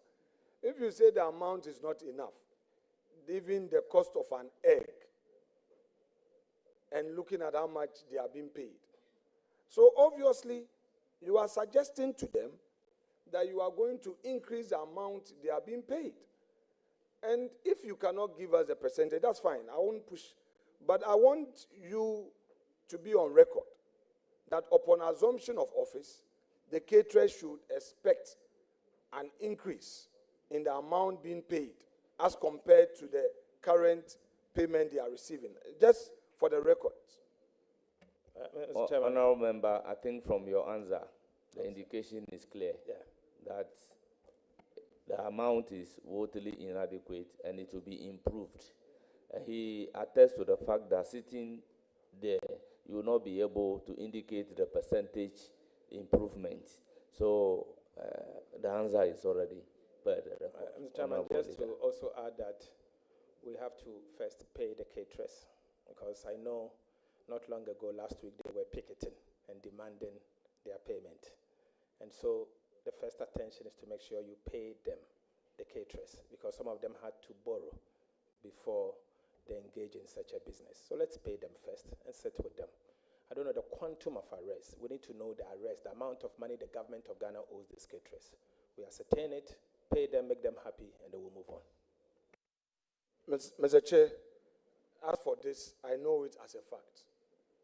So I will give a voluntary answer. Honorable leader and my respected colleague, government paid all caterers, and I want you to quote me. The last term, it's only this term that is, which has just begun, that government does not owe, that perhaps government owes, because the term would have to end. But I want you to know that I am aware that government paid all outstandings to caterers. The MPP government, at the time of leaving office, had paid every single caterer. Every single caterer was paid. There is no outstanding. And that it is this current term which has just begun, that upon completion, they will send their invoices for validation. So just for the records, that, and I pray that with assurance that there's going to be improvement in the amount being paid. You are saying that you won't use the word increase, but you will use the word improvement. Well, it means the same. So they expect that this current term, God willing, as you take over as a fresh ATO, they are going to enjoy an improved payment. Thank you very much. Mr. Chair, having put that on record, let me go back to the issue of cocoa price per bag. In an earlier response to questions that came from the floor, my respected colleague indicated that, well, the cocoa sector is under the Ministry of Agri, and that if there is any policy realignment, he will look at it. He also indicated that he is a key advocate for cocoa farmers. He did also indicate that he would advocate for the cocoa farmer. Now, the issue is beyond advocacy. You are now the man in charge of the press, and you know the pressure on cocoa farmers. The 6,000 Ghana cedi per bag that you committed, would it be your benchmark in your advocacy and eventual decision for the cocoa farmer? Because they are listening. Thank you, Honorable Minority Leader. You may ask another question. Mr. Chairman, cocoa money does not come to the the consolidated fund. Cocoa money is outside the consolidated fund. It stays with the Ghana Cocoa Board. Ghana Cocoa Board uses this money part to buy cocoa, part to buy fertilizers and other inputs. I don't know what Cocoa Board is leaving behind. I don't know the extent of arrests they are leaving behind. I don't know the extent of debt that the Ghana Cocoa Board is leaving behind. I will not do this committee any good if I sit here and announce cocoa price. But as I've said, I remain a key advocate for the cocoa farmer. I will do so with the best of intention for the cocoa farmer. I recognize their sacrifices. I've spoke for them in the last 8 years, and I will continue to speak for the cocoa farmer. That I can assure you. But let's get to the Cocoa Board first and see what they have to do. I still maintain that the price they are paying the cocoa farmer is inadequate. I maintain that it's inadequate. Thank you. And there is more room for improvement. Thank you. Further question? Chairman, is a nominee conceding that the 6,000 per bag he quoted on the floor of the House was a mere political statement?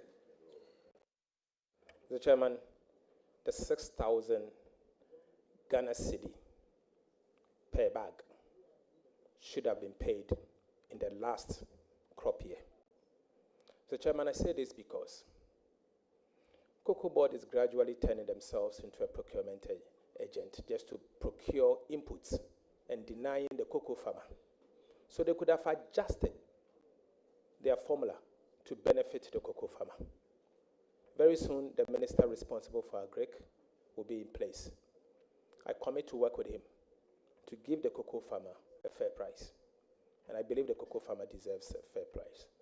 And I know His Excellency the former president quoted me previously that I had said the cocoa farmer deserves 6,100. I'm not running away from that fact. I said it on the floor, and I backed it with the world market price in the city at the time, and still maintain that the cocoa farmer deserves 6,100. I've not run away from that position. Thank you. You've been consistent in your answer on this. Any further question? Rightly so, sir. Chairman, the nominee is being vetted as Minister of Finance. I want to ask I want to ask him whether economic planning will be part of his responsibilities. Thank you very much. Though the instrument is very clear, you may proceed to answer the question. Mr. Chairman, the instrument said Ministry of Finance. We are aware that the National Development Planning Commission deals with economic planning, but they interface with the Ministry of Finance. Fiscal policy in itself includes economic planning. And so there's an interface, coordination between the Ministry of Finance and the National Development Planning Commission. We will accordingly do so. Very much. More questions? Chairman, the instrument titled Executive Instrument EI1, Civil Service Instrument 2025, dated the 9th of January 2025, state the following. Ministries of the Civil Service. The following ministries in the civil service are hereby established. A, Ministry of Finance. If you go to the unreferenced letter from the Office of the President, signed by Callistius Mahama, PhD. No, he put Callistius Mahama, PhD.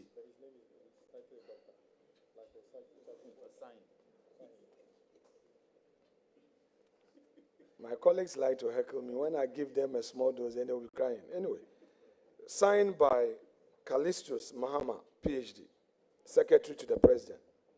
Which letter? The unreferenced letter, dated the 9th of January 2025, states as follows.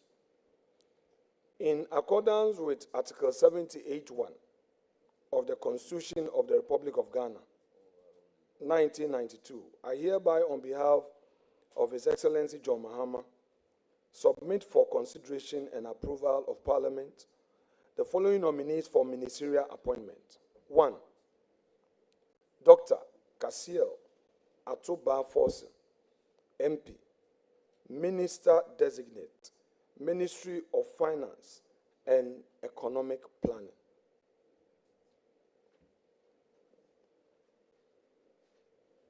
I'm staying a bit longer on this because the instrument is dated 9th.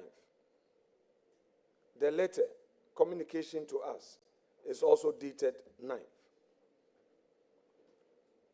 Which is which? Honorable nominee, before you come in, leader, you know that the EI will take precedence over the letter.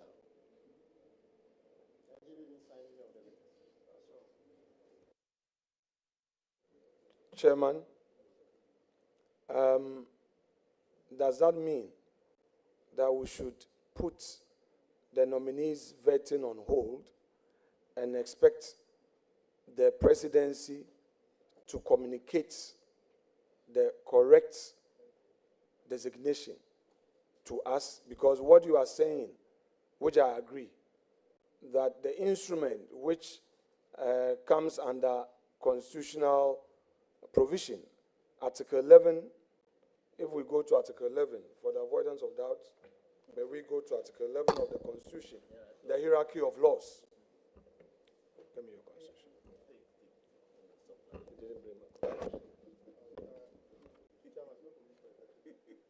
No, but they are instruments.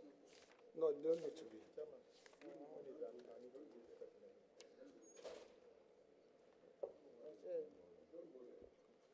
11.7. Any other order or regulation made by a person or authority under the power conferred by this Constitution or any other law shall be, Mr. Chair, I agree therefore that the instrument takes precedence over the letter. If that is so, I believe that the right thing to do will then be that we receive another communication from the presidency stating the correct office you are going to hold. Because that contradiction can only be cured by a letter. In any event, the instrument is not formally before the House.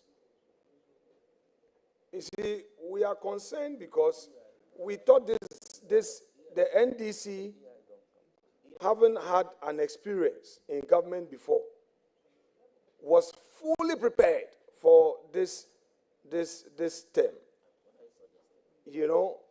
So with 8 quality men and women in charge of governance, we were expecting this to have been done. But I will not hold back your vetting.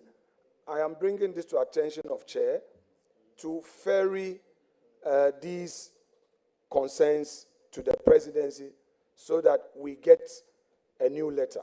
And I pray that that letter comes before we take the report on the floor. That said, let me move to my next question. Honorable Leader, I pleaded with you that let's concentrate on the substance, but not the form. Before you proceed, I recognize the chief whip. Chairman, I sympathize with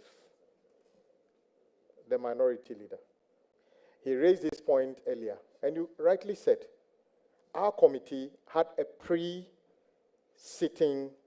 meeting. All these issues were taken into consideration, and we came to a conclusion that we will do the vetting today. And I mean, we all commended them for this kindness. So going to bring back this thing and suggesting that somebody should have known something, I think these were the issues we discussed. Otherwise, what is the point of having pre-sitting meetings and then to decide on the path to take? And then in the public, we are making it look as if these issues were not addressed. So I'm pleading with you. You have your right as the leader of the opposition to bring forth your point. But you are taking us back a bit, and unfortunately, the majority of the people watching us did not benefit from the pre-meeting arrangement. So I'm pleading with you once again. I just want to remind you once again, the shortest vetting we've had in this parliament since I entered was the vetting of Honorable Che Mensa Bonsu, leader of the majority, leader of the House. The shortest. The opposite happening today is the longest. Just that on record again. And you were the one who actually brought this up and reminded us. And you are participating in the longest ever vetting. As for Parliament and Ghana, it will continue to exist. We just hope one day nobody will insist that vetting of another leader should be the shortest. Mr. Chairman, the shortest vetting we've ever had was with Honorable Alban Sumana Kingsford Bagbin. Let the records be perused. It's not Che Mensa Bonsu, so you check it. That said, I do not want to believe that Honorable Member Govin Agboja is trying to frustrate the process here. Fortunately, Honorable Roxanne Eche Defiamapo is right here with us. We have had him on record, including Honorable Govin Agboja, interrogating phrases used, sentences used, grammar, and paragraphs contained in a letter from Nana Addo Dankwa Akufo-Addo to the House. So please, if I'm just clarifying, just for the record, and don't, unduly come in. I beg you. Thank you very much. Thank you, honorable members. Let's make progress. So, the point well noted. So proceed. All right. Thank you very much. Honorable nominee, we assume without any doubt that the president has serious confidence in you, your capacity to help finance his flagship projects, and obviously values your insight and contributions in crafting policy. May you share with us if there is any planning and modeling to guide the development of the 24-hour economy policy. Mr. Chairman, His Excellency the President has appointed the Honorable Guzi Tando as the Special Advisor for 24 Hours Economy. His office, prior to his nomination, have worked extensively on a policy a 24-hour economic policy. In the coming days, we will make those policies public, working with the Ministry of Finance when approved. We'll work with them to implement the 24-hour economy. But as I've said earlier, I strongly believe that we can increase our GDP or double our GDP with the same capital and the same resources, with the same labor.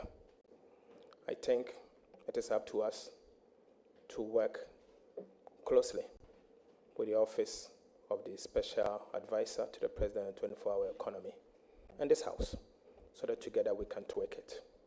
Look, let me say that if Ghana succeeds, we all succeed. And so we'll have to work together. I don't have the full details of the work they've done. And as I said, the work didn't just start. They've been working in the last 2 years to develop a program towards this 24-hour economy agenda. No wonder the Honorable Guzitando was nominated to lead it, because he has been leading it since opposition. Thank you. So, Chairman. Thank you very much. Next question. Chairman, so just for the ordinary Ghanaian, what is a 24-hour economy?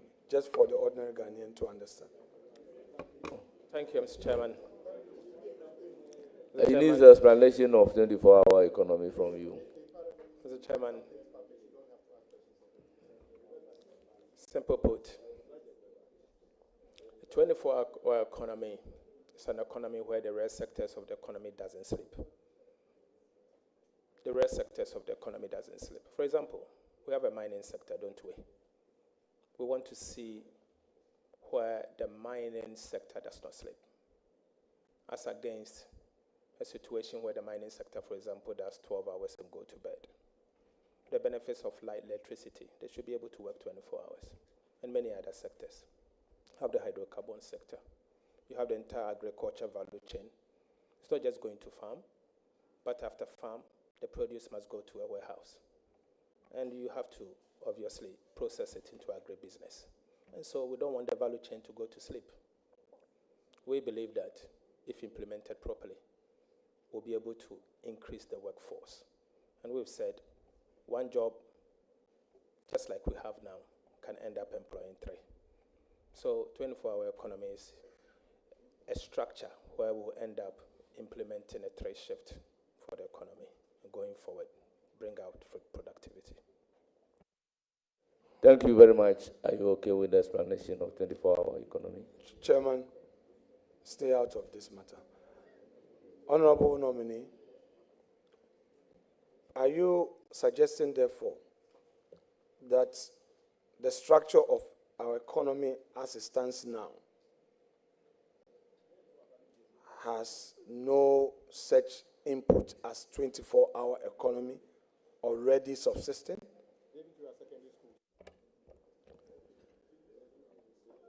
There's some semblance of 24 Please, hour. go ahead with your answer. Mr. Chairman, I think if you talk about the rest sector, no. You see, the rest sector are the core sectors of the economy that drives inclusive growth, proper growth, and create jobs. You have health, where hospitals operate 24 hours. You have the police, some police stations, work 24 hours and all, some restaurants and all. But that's not what we are talking about. That's not what we're talking about. We are talking of the real sector, where jobs are created. For example, we have Takoradi Port, my birthplace, where I grew up, secondly, Takoradi Port. And you have mines, where you used to work, the Awaso area. Going all the way to Yini. With a proper railway line, you can get the Yini mines to produce bauxite within the same 24 hours. As what has been produced, you can haul it to Takoradi Port and ship them or process it. The whole process is what we are talking about, 24-hour economy. So it's the rail sector that we are talking about. Investment in the rail sector, deliberate government policy targeting the rail sector where you can use the 24-hour economic policy to drive growth. That's what we are talking about, not chop bars. We are not talking of chop bars. We are not talking of pharmacy shop. That's not what we are talking about, real sector growth. So are you therefore saying that you've done some costing, and having done some costing, you have an approach in terms of this model? Because from your answer, you are suggesting that you are going to target certain sectors. And if you are targeting these sectors and you really want to fuel economic growth, it means that you need to inject some funding. So let us know what funding arrangement you have in place to back this policy. Mr. Chairman, I don't want to jump the gun. I said earlier that the capable of answering the question. I said earlier that the Office of the Special Advisor to the President, responsible for 24-hour economy, is doing some work. I know they're almost done, and because the work started 2 years ago when whilst we were in opposition. Today he's in office. He will need to tweak it.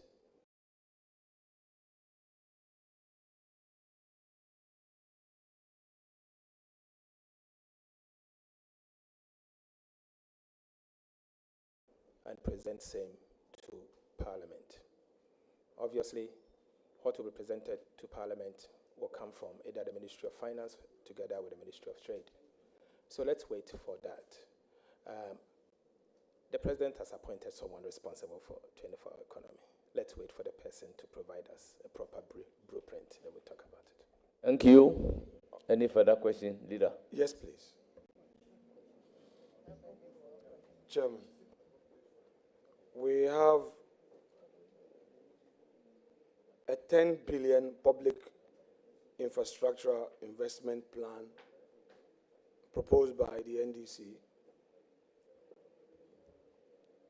At the same time, the NDC in government seeks to introduce the sinking fund and cap government borrowing. This is a manifesto promise. First, I want to know whether you pledge your support for this manifesto promise. And if so, walk us through the numbers and demonstrate how it fits into the IMF framework for 2025 to 2028. Mr. Chairman, I subscribe to the tenets of our manifesto because I was part in formulating that manifesto. Mr. Chairman, yes, we promised to set up a sinking fund. It's necessary. It is required. If we had single fund today, I wouldn't be sitting here lamenting that there are debts that will fall due, yet we do not have buffers. We need to establish that sinking fund. We've done it in the past, and we'll do it again. I've said that it is only right for you to save during good times to take off bad times. So we'll save when it's good, and when it's bad, we'll have buffers to be able to deal with the challenges. There's the need for us to cap borrowing. We have to cap borrowing. You can't borrow into an unsustainable pit. We've seen it in the past. Can we continue the same way? Can we continue giving bondholders haircuts? No. You know the consequences of the haircuts that we went through. The banking sector today is limping, and we'll have to borrow to support the banking sector as a result of the haircuts that the country went through, and many others. Pensioners have to suffer. Individual bondholders have to lose their capital, some their medication and all. We need to cap the borrowing. We need to have a plan to cap those borrowings. And so we commit to that. Aside what you mentioned, the 10 billion big push policy, the economy must grow in spite of all of this. Ghana's economy must grow. 10 billion over 4 years gives you 2.5 billion. The outgoing government, the immediate past government, Agenda 111, has left behind 1.5 billion for us to complete Agenda 111. We know all of that. But I can assure you that in spite of the challenges, we have to carefully invest in the rare sector. And you know my biases already. Hydrocarbons, mining, infrastructure, agric and agribusiness, and SMEs. We need to finance these sectors. And the rare sector development is key. So 10 billion US dollars, we can fund it over the medium term, over a 4-year period. And I've said here, the quality of expenditure matters. You have a choice to take 58 million US dollars to build National Cathedral.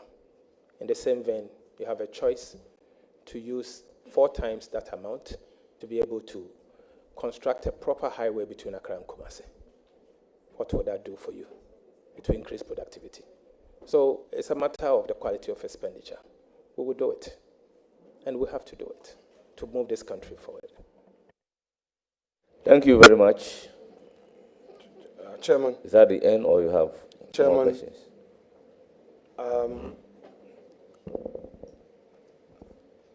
I learned something from Dr. Forson.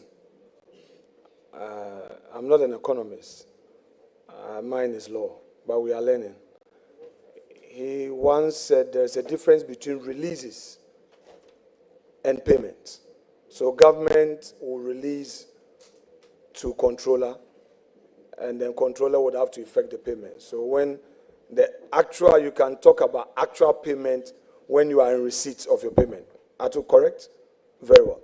So I would want to use that to clarify an earlier point that I made from the school feeding secretariat, that government released the entire 72 days owed, the caterers, to controller. And the actual payment received out of those release letters, the letter that goes to controller, payment received by the caterers was for 42 days.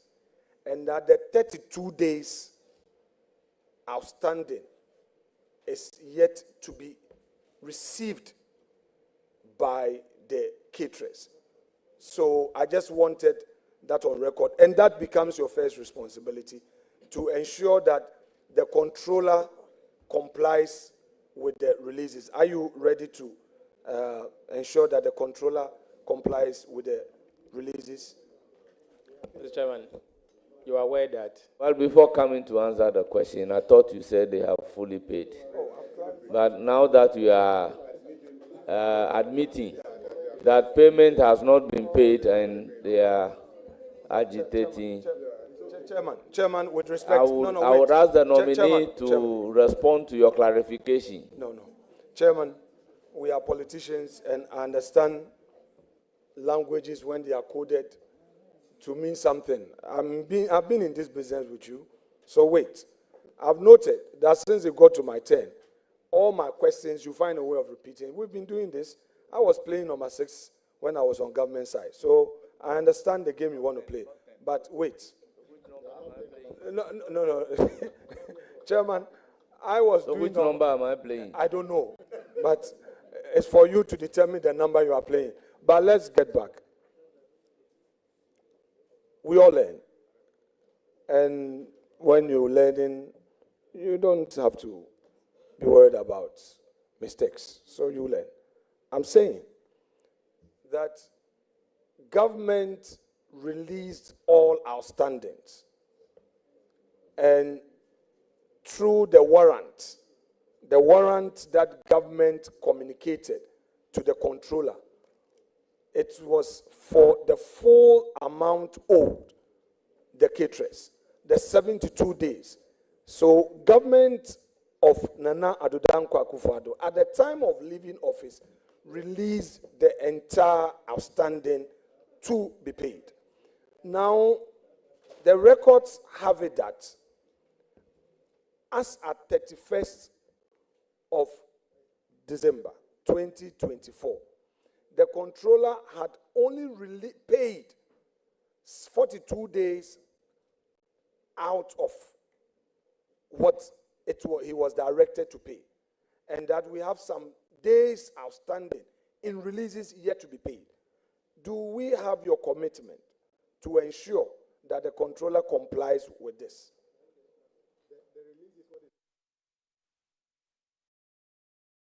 Honorable nominee, your comment. Mr. Chairman, I keep guiding the committee that let's be careful not to speculate, because we don't have the full picture yet. You may think it's 30-something days left, but you will end up seeing worse. So I urge that let's take our time, get to the ministry, do a proper assessment as to the arrest due, and have a plan to repay. Mr. Chairman, today the government pays 1 cedi 50 pesos for a child to be fed. 1 cedi 50 pesos. Okay, and I've said that it is not enough even to buy egg. I've also said that there are some arrests we need to pay. Let's get to the ministry. And when we get there, we'll work to make sure these caterers are paid first. And then we can look into the future, what we can do for the school feeding. Thank you very much, Leader. Chairman, now back to the issue of your 10 billion Public Infrastructure Investment Fund. I want to know from you, Honorable Nominee, how much of the 10 billion shall be raised in each year, and how will that fit under the debt ceiling manifesto, the debt ceiling in your manifesto? Because you are proposing a certain debt ceiling. You are also talking about raising this 10 billion. I want to know how you intend to go about it and how much of same each year. Thank you. Nominee. Mr. Chairman, the policy will be submitted to Parliament for approval. The big push policy will be submitted to Parliament for approval. Thank you very much. In it, we'll give you the breakdown, how it's done, how we are going to raise money, and when we are going to start, and how much. Has two major interventions to make to meet a policy initiative of the government. And because you hold the purse, it would squarely come to you. One, the free university tuition for first year. Second, the extra costs to be incurred under free SHS to cover private schools. So these are two main expenditure lines to look out for. So let me start with the first one. With the free university tuition for first years, I understand the university students are starting their semester 1. Now, are you going to implement it now, the free first year tuition for university students? Are you going to implement it this academic year, which has just begun, and would you factor it in your budget, which you are going to present? Thank you. Mr. Chairman. Well, proceed with the answer. Mr. Chairman, first, I'm not yet the Minister of Finance. Second, Mr. Chairman, I have to be at the ministry to assess the situation and introduce government policies accordingly. My responsibility as Minister of Finance will include mobilizing domestic revenue to fund government projects or government flagships. I will do that not alone, but working with Cabinet. I'm mindful of our manifesto promises, and I should be the one to be able to recommend same to government if we can afford it. And as long as it's in government manifesto and there are timelines to it, I commit to it. I commit to it, and we'll do just that. But let me get to the ministry first, and let's see what we can do. Thank you. So, Chair, Honorable Nominee, are you suggesting that you have not considered the costing of this of this policy, the free tuition for first-year university students? Chairman, that is very wrong. I've never said that. It doesn't matter the costing. It must fit into a framework. And I have to get into the ministry first. I can't pretend to use this podium to read the national budget. This is not a budget. Let me get there so that I can present the budget to you, and some of these policies will be appropriately. Thank you very much. Chairman, I would want a further clarity on this all-important policy. Your manifesto talks about tertiary. Tertiary is not only the universities, but post-secondary institutions that award diplomas, certificates, in my view, are tertiary institutions. So you have nursing training institutions, colleges of nursing, you have the colleges of education. Are they all going to be factored in the free first-year tuition to avoid discrimination? Mr. Chairman, I think I've made this point already. I'm not yet in a position to make policy pronouncement on behalf of the government. I'm only a designate, a nominee. And you need to approve me first. Give me the power to be able to make policies and announce to you policies. So, Chairman, you may ask the Honorable Minority Leader to file a question so that I can come and answer when I become the minister. Thank you very much. You have to file a question. Chairman, after approval. No worries at all. But you see, a distinction must be made. There are matters that you need to get to the ministry to enable you have it handy. And those are not the ones I'm asking you. These are policies. And being part of a political party leadership, I know what goes into manifesto pledges. We had hints many months, or if not a year or two ago, that you were leading the economic team of your party. We know. Therefore, you've always known about this policy. It didn't just get into your manifesto. What I want to know from you are facts within your domain, whether the colleges of education, colleges of agriculture, colleges of nursing, and other institutions that are tertiary institutions are part of this free first-year tuition. That is what I want to know from you, because you know what is tertiary when you were drafting the policy. That's what I want you to tell me, not something that you will get to know upon arriving at the ministry. Leader, with all due respect, the word tertiary is unambiguous. You are just calling on the nominee to give you an interpretation of tertiary. I think we should give the word tertiary its ordinary meaning, and then we can proceed. Chairman, thank you very much. I can understand where you are coming from. But you see, we are a political class, and we are dealing with a social intervention deliverables. Those watching us would want clarity. And that is all I seek to do, so that somebody at Legon would not assume that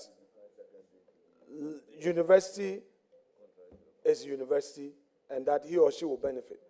But somebody at the nursing college in Winneba who is doing a diploma in nursing would think that because they did not explain it, he or she will not benefit. So I know you had the benefit of knowing what tertiary means at the time you were drafting this policy, when you said you would give first-year tertiary students free tuition. You pay for them. Government will pay.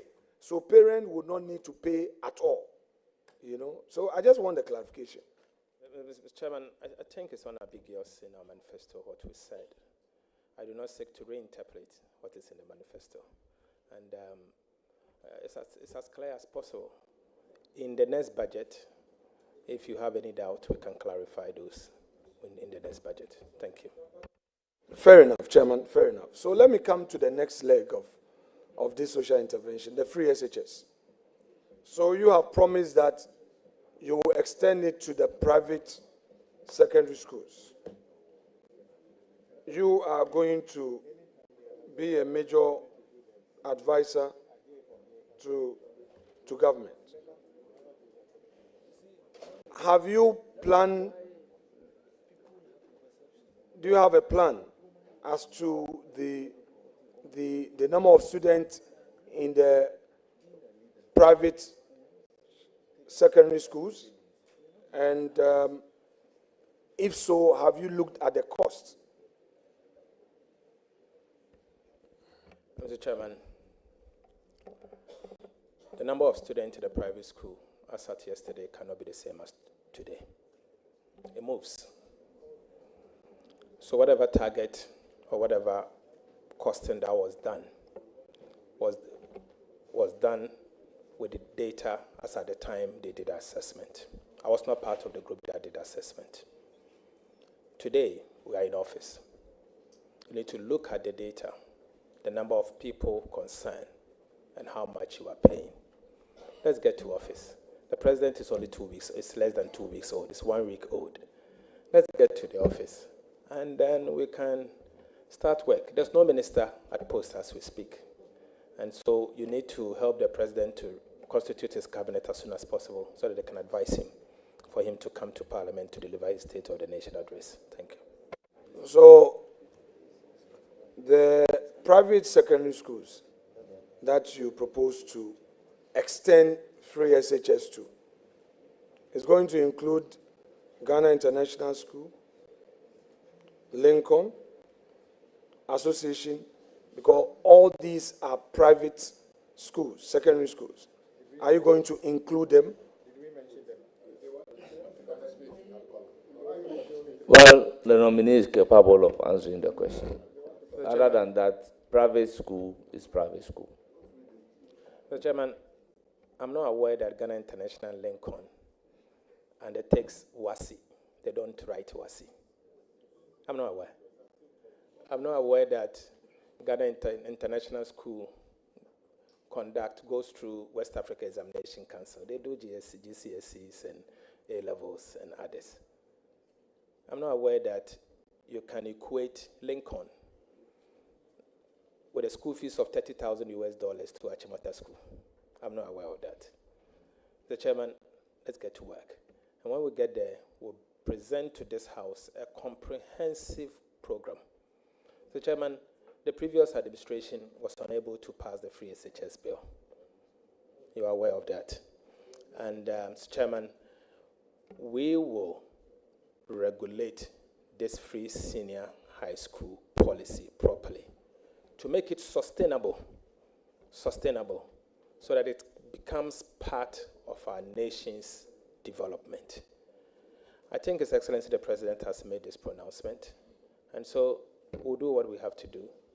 The Honorable Minority Leader knows me well, that I'm a man of my word, and I can give him that assurance that whatever it takes, we'll come to this House and seek your approval.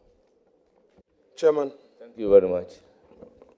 Is the nominee fully aware that in respect of the promises by his party in the health sector, the party engaged an independent body, which body gave it a minimum cost of 18 billion?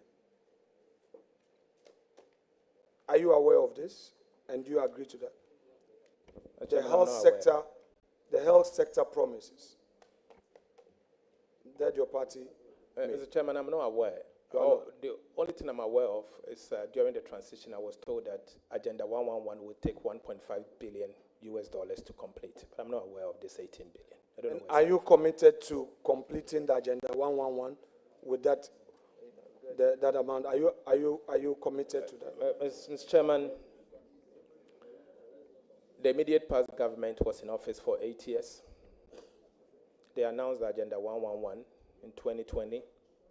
We were told they were going to complete it within a year and two. Mr. Chairman, this is 4 years. They have not been able to complete Agenda 111. We have huge debt awaiting the next government. What we know is that His Excellency the President has committed that he is going to complete all ongoing projects. I'm a servant of the President. I'll be his minister if approved. And so when you approve me as minister, I'll assess the situation.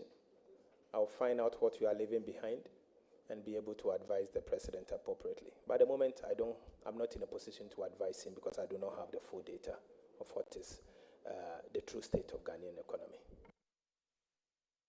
Thank you. Chairman, I have the last two for my respected brother and colleague, and I'll call it a day.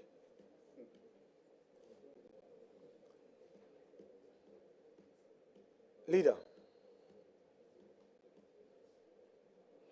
your government has indicated that its financing needs will be alleviated from second quarter in 2025 as debt service payment to bondholders resume. Considering that T-bills will not be sustainable to meet the financing needs, tell us what strategies you intend to pursue to meet the high financing needs without jeopardizing debt sustainability. Thank you, Mr. Chairman. Mr. Chairman, financing is a function of the budget. If you throw out a huge deficit, you have to finance it. So you have to throw out the deficit first. We don't intend to throw out an unsustainable financing, where the gross financing needs is in a way that if you go to the market, you will not be able to finance and put further pressure on the market. So, as I've said, we'll front-load the fiscal consolidation on expenditure base. So let's introduce the budget, and when we introduce the budget, we'll know the financing needs, and we'll make sure that we'll be able to finance our budget. But there are options. There are options. We'll work with our development partners. There's World Bank, there's IMF, there is EU and all. So if there's any financing need, aside the market, both domestic and external, we'll be able to tap into the financing, our financial request from the development partners. So these are options that we can do. Now, as a follow-up on that, I'm quite curious. So how would you raise this 10 billion without borrowing? This 10 billion, you had indicated to me earlier that you will present your plan to Parliament, and in that we'll know as a house how much you intend to raise each year. Now, you are so sensitive to your debt servicing strategy. Now, how do you intend to still achieve this without borrowing? Mr. Chairman, I've never said we are not going to borrow. I've said that financing needs are a function of the budget. And it depends on the fiscal deficit you throw out. If you throw out a fiscal deficit of 10% of GDP, you have to finance the 10%. Where are you financing the 10% of your GDP? Are you financing it from debt? And if it's debt, what kind of debt? Is it domestic, T-bills, or long-dated? Is it external or kind of? So I'm saying that your concern will be dealt with the kind of financing we throw out. If we throw out 1%, 2%, 3%, 4%, and the market can accommodate it, so be it. So let's look at the options available. But all of this will depend on your financing needs. So for us, fiscal discipline will be the anchor, and we'll be mindful of the market needs and what the market can accommodate. Thank you. Chairman. I thought you said 2 questions. No, there was a follow-up. Chairman, So is that the last question? The nominee has addressed us on some key issues, and I'm happy with his approach thus far. I would want to ask him, he's aware that a key development partner, the IMF, entered into some agreement with us. And in that agreement, they required of us to put in place certain measures. He is aware that the e-levy and the betting tax and other taxes he considers are nuisance taxes have been captured as part of our revenue sources in this agreement with the IMF. So government really has no unfettered discretion. How do you justify the repealing of these tax laws without hurting the very agreement that you have with the IMF? You think, in other words, you think that you can freely repeal these tax laws and without introducing a new revenue measure, the fund will be happy with you and will not see that your repealing of these tax laws amount to breaching an existing agreement with them? Thank you. Thank you, Mr. Chairman. Mr. Chairman, the IMF did not ask the former government to introduce e-levy. The e-levy was introduced before the IMF program. And so the IMF did not ask you to introduce e-levy. The betting tax was also introduced by yourselves, not the IMF, not an IMF prescription. The IMF will give you a fiscal deficit to achieve. It is up to you how you achieve it, and we'll do just that. Yeah, but Chairman, let me say this. Okay, sure. But let me say this, Mr. Chairman. Mr. Chairman, the NDC government recognizes that there is an IMF program. We are committed to implement the IMF program. We are also committed to achieve the objectives of the IMF program. We are not going to jettison the IMF program. We'll implement it. It is an agreement between the Republic of Ghana and the International Monetary Fund. Today, we are in government. We have a responsibility to implement it. I'm on record to have said that we will implement the IMF program. And so we'll implement the IMF program. We are not running away from that. And so whatever it takes, we will not run away from the implementation of the IMF program. And we'll implement it to the latter and achieve the objectives of the IMF program. So, Chair, is the nominee therefore suggesting to us that repealing these tax laws, these taxes that he considers them nuisance, repealing them without introducing new taxes or other forms of taxes in their place will not amount to breaching the IMF agreement? Mr. Chairman, you can rake in other form of revenue through compliance. You can use compliance measures to bring in additional revenue to replace these taxes you are removing.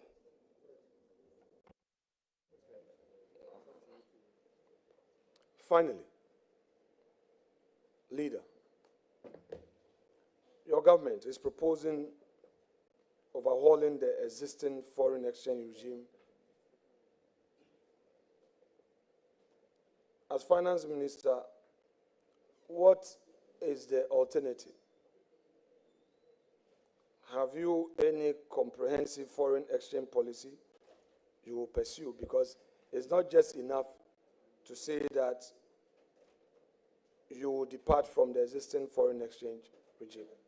The country would like to know how you intend to come up with an alternative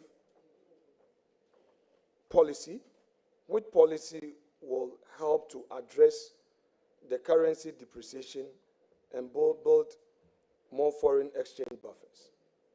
We would want to know from you. Thank you, Mr. Chairman. Mr. Chairman, the Bank of Ghana has the mandate to deal with our foreign exchange regime. I'm not being vetted as a governor of the Republic of Ghana or the Bank of Ghana. I'm being vetted as a minister responsible for finance. I don't want to make policies or policy proposals that will tie the monetary policy regime. I think we should leave that to the central bank and the governor or the next governor to be able to have the power to deal with monetary policy, particularly the management of our foreign exchange. But I'm a record to have said that the Bank of Ghana alone cannot be left to anchor the currency. It doesn't mean we are going to micromanage the foreign exchange regime. It means we are going to coordinate with the Bank of Ghana. So we'll coordinate effectively with the central bank to be able to manage Ghana's foreign exchange regime. That I know we will do. Chairman, just a follow-up. You see, leader, your manifesto did not say that this is a mandate of the central bank. You will come up with a lead policy, which policy have a far-reaching consequences on the economy. The central bank would only look at you as an arrowhead and implement in a direction that the government policy so directs or chooses. So I think that to run away from it may be a bit unfortunate. It cannot be said by you as the holder of the purse that this is a matter for the central bank. Please, at the time you crafted this and engraved same in your policy, you knew what you wanted to achieve. The people of Ghana do not want to get the impression that you did matricle, because you said it on good authority that this is what you are going to do. So I want to know from you whether indeed, as the head of the Exchequer, you are committed to this, and not to say that it's a duty of the central bank. Mr. Chairman, I was trying to refer you to the constitutional provision of the Bank of Ghana. And we all know that the Constitution mandates the central bank to manage the our foreign exchange. Mr. Chairman, our manifesto did not say the Minister of Finance would be the one to manage the foreign exchange regime. No. We announced our economic policies. And you know that it takes both monetary and fiscal to manage the economy. It's not only the Ministry of Finance that manages the economy. And so it's the two of us. And so, Mr. Chairman, I want to jealously guard the independence of the central bank when it comes to monetary policy formulation. Monetary policy formulation and the management of the foreign exchange. That is in their purview. Let's respect it. Allow the next governor or the governor to deal with it. Chairman, I so submit. Thank you for your question. I am told. Oh, do you have a further question? Leader, you said two more. Chairman. And you've asked three. You have a further question. Chairman, since the nominee has referred us to the Constitution, and we also have the manifesto promise of his party, it is important we reconcile. If at all material times the nominee knew that the foreign exchange regime, the policy is squarely under Article 183 of the Constitution, and that is under the control of Bank of Ghana, then why did his party commit to this in a manifesto? Because the manifesto did not make that reference, and you introduce it as a government policy to be led by the finance minister. And you're on record to have chastised the former finance minister, Mr. Ken Ofori-Atta, when we had issues with our currency. The blame was on him as the finance minister. I remember the famous Ken Must Go. I remember. Oh, can I finish? Oh, can I finish? Can I finish? Can I finish?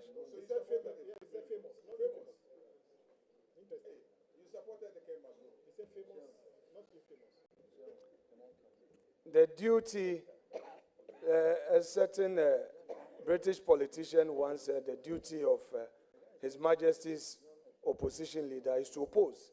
Rather, and we are opposing with all the energy in us, and we are being reasonable. But let's take the last question. Please, let's finish. But if the heckling is coming from the majority, then we have every cause to be concerned. Please, let's finish this. Nobody is talking. You have the microphone. Okay, I hear you. Thank you.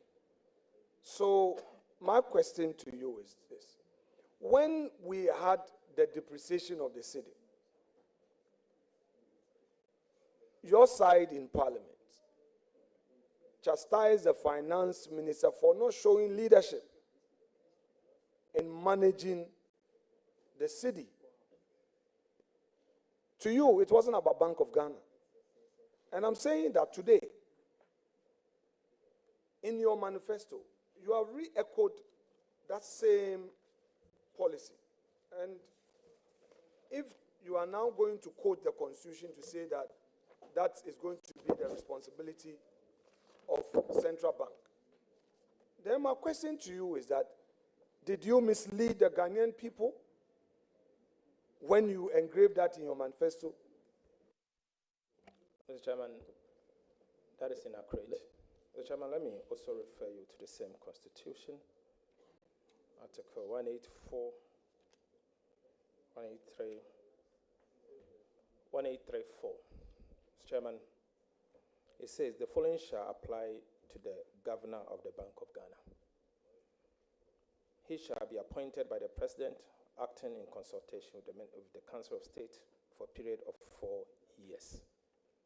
Mr. Chairman, the governor will have to be appointed by the President. The governor will have to subscribe to the ideals and the vision of the President in foreign exchange, the foreign exchange management. The President has a social contract. He signed a social contract with the people of Ghana. His appointment or his appointee must reflect exactly that. And so, Mr. Chairman, we have not had the same Constitution talking about the mandate of the central bank says that the President must appoint the governor. And so you have to appoint someone who subscribes to your ideals, someone who buys into your vision.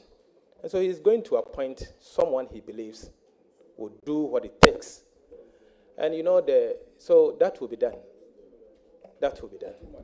Thank you very much. So you are going to, Chairman, he's introduced an important matter.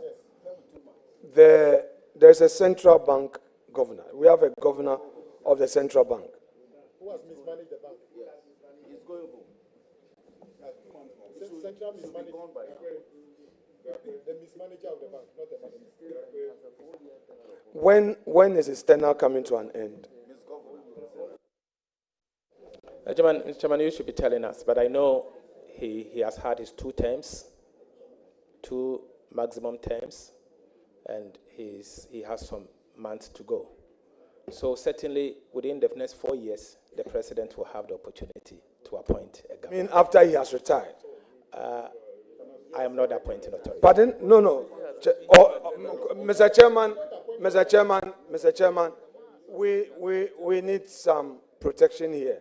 The majority, exactly.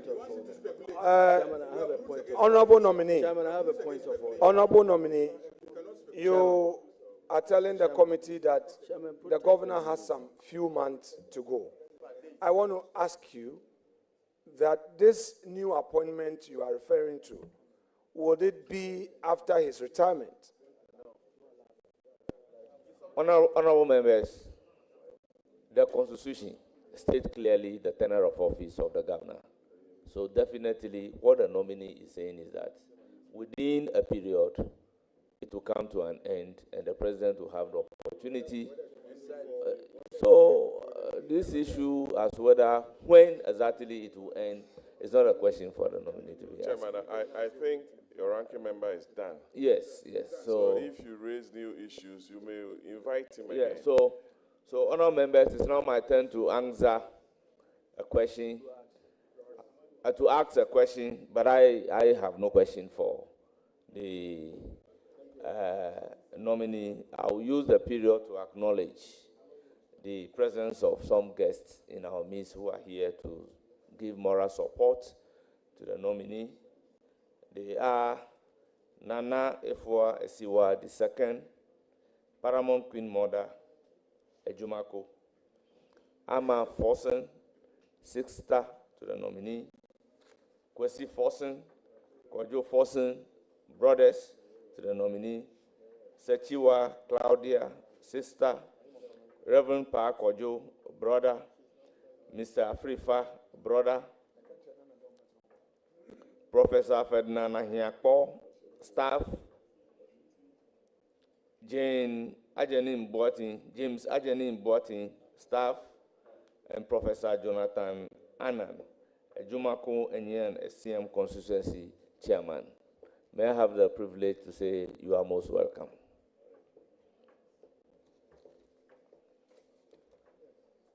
Honourable members, let me use the opportunity to thank the nominee for attending upon the committee. Honourable Minister Designate, you are discharged, but you will surely hear from the committee. Thank you very much. Thank you, Mr. Chairman. Mr. Chairman, I just want to say a word. Mr. Chairman, today you did not treat me like the majority leader of the Ghana's parliament, but I recognize that this had to happen because I'm going to serve in a very sensitive position. I recognize that. Thank you. Yeah.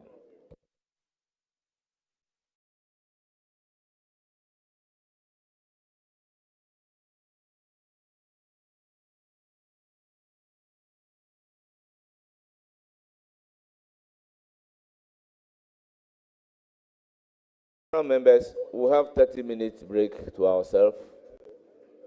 We'll resume. Yes. Yes, 30 minutes. 30 minutes. Okay, let's make it.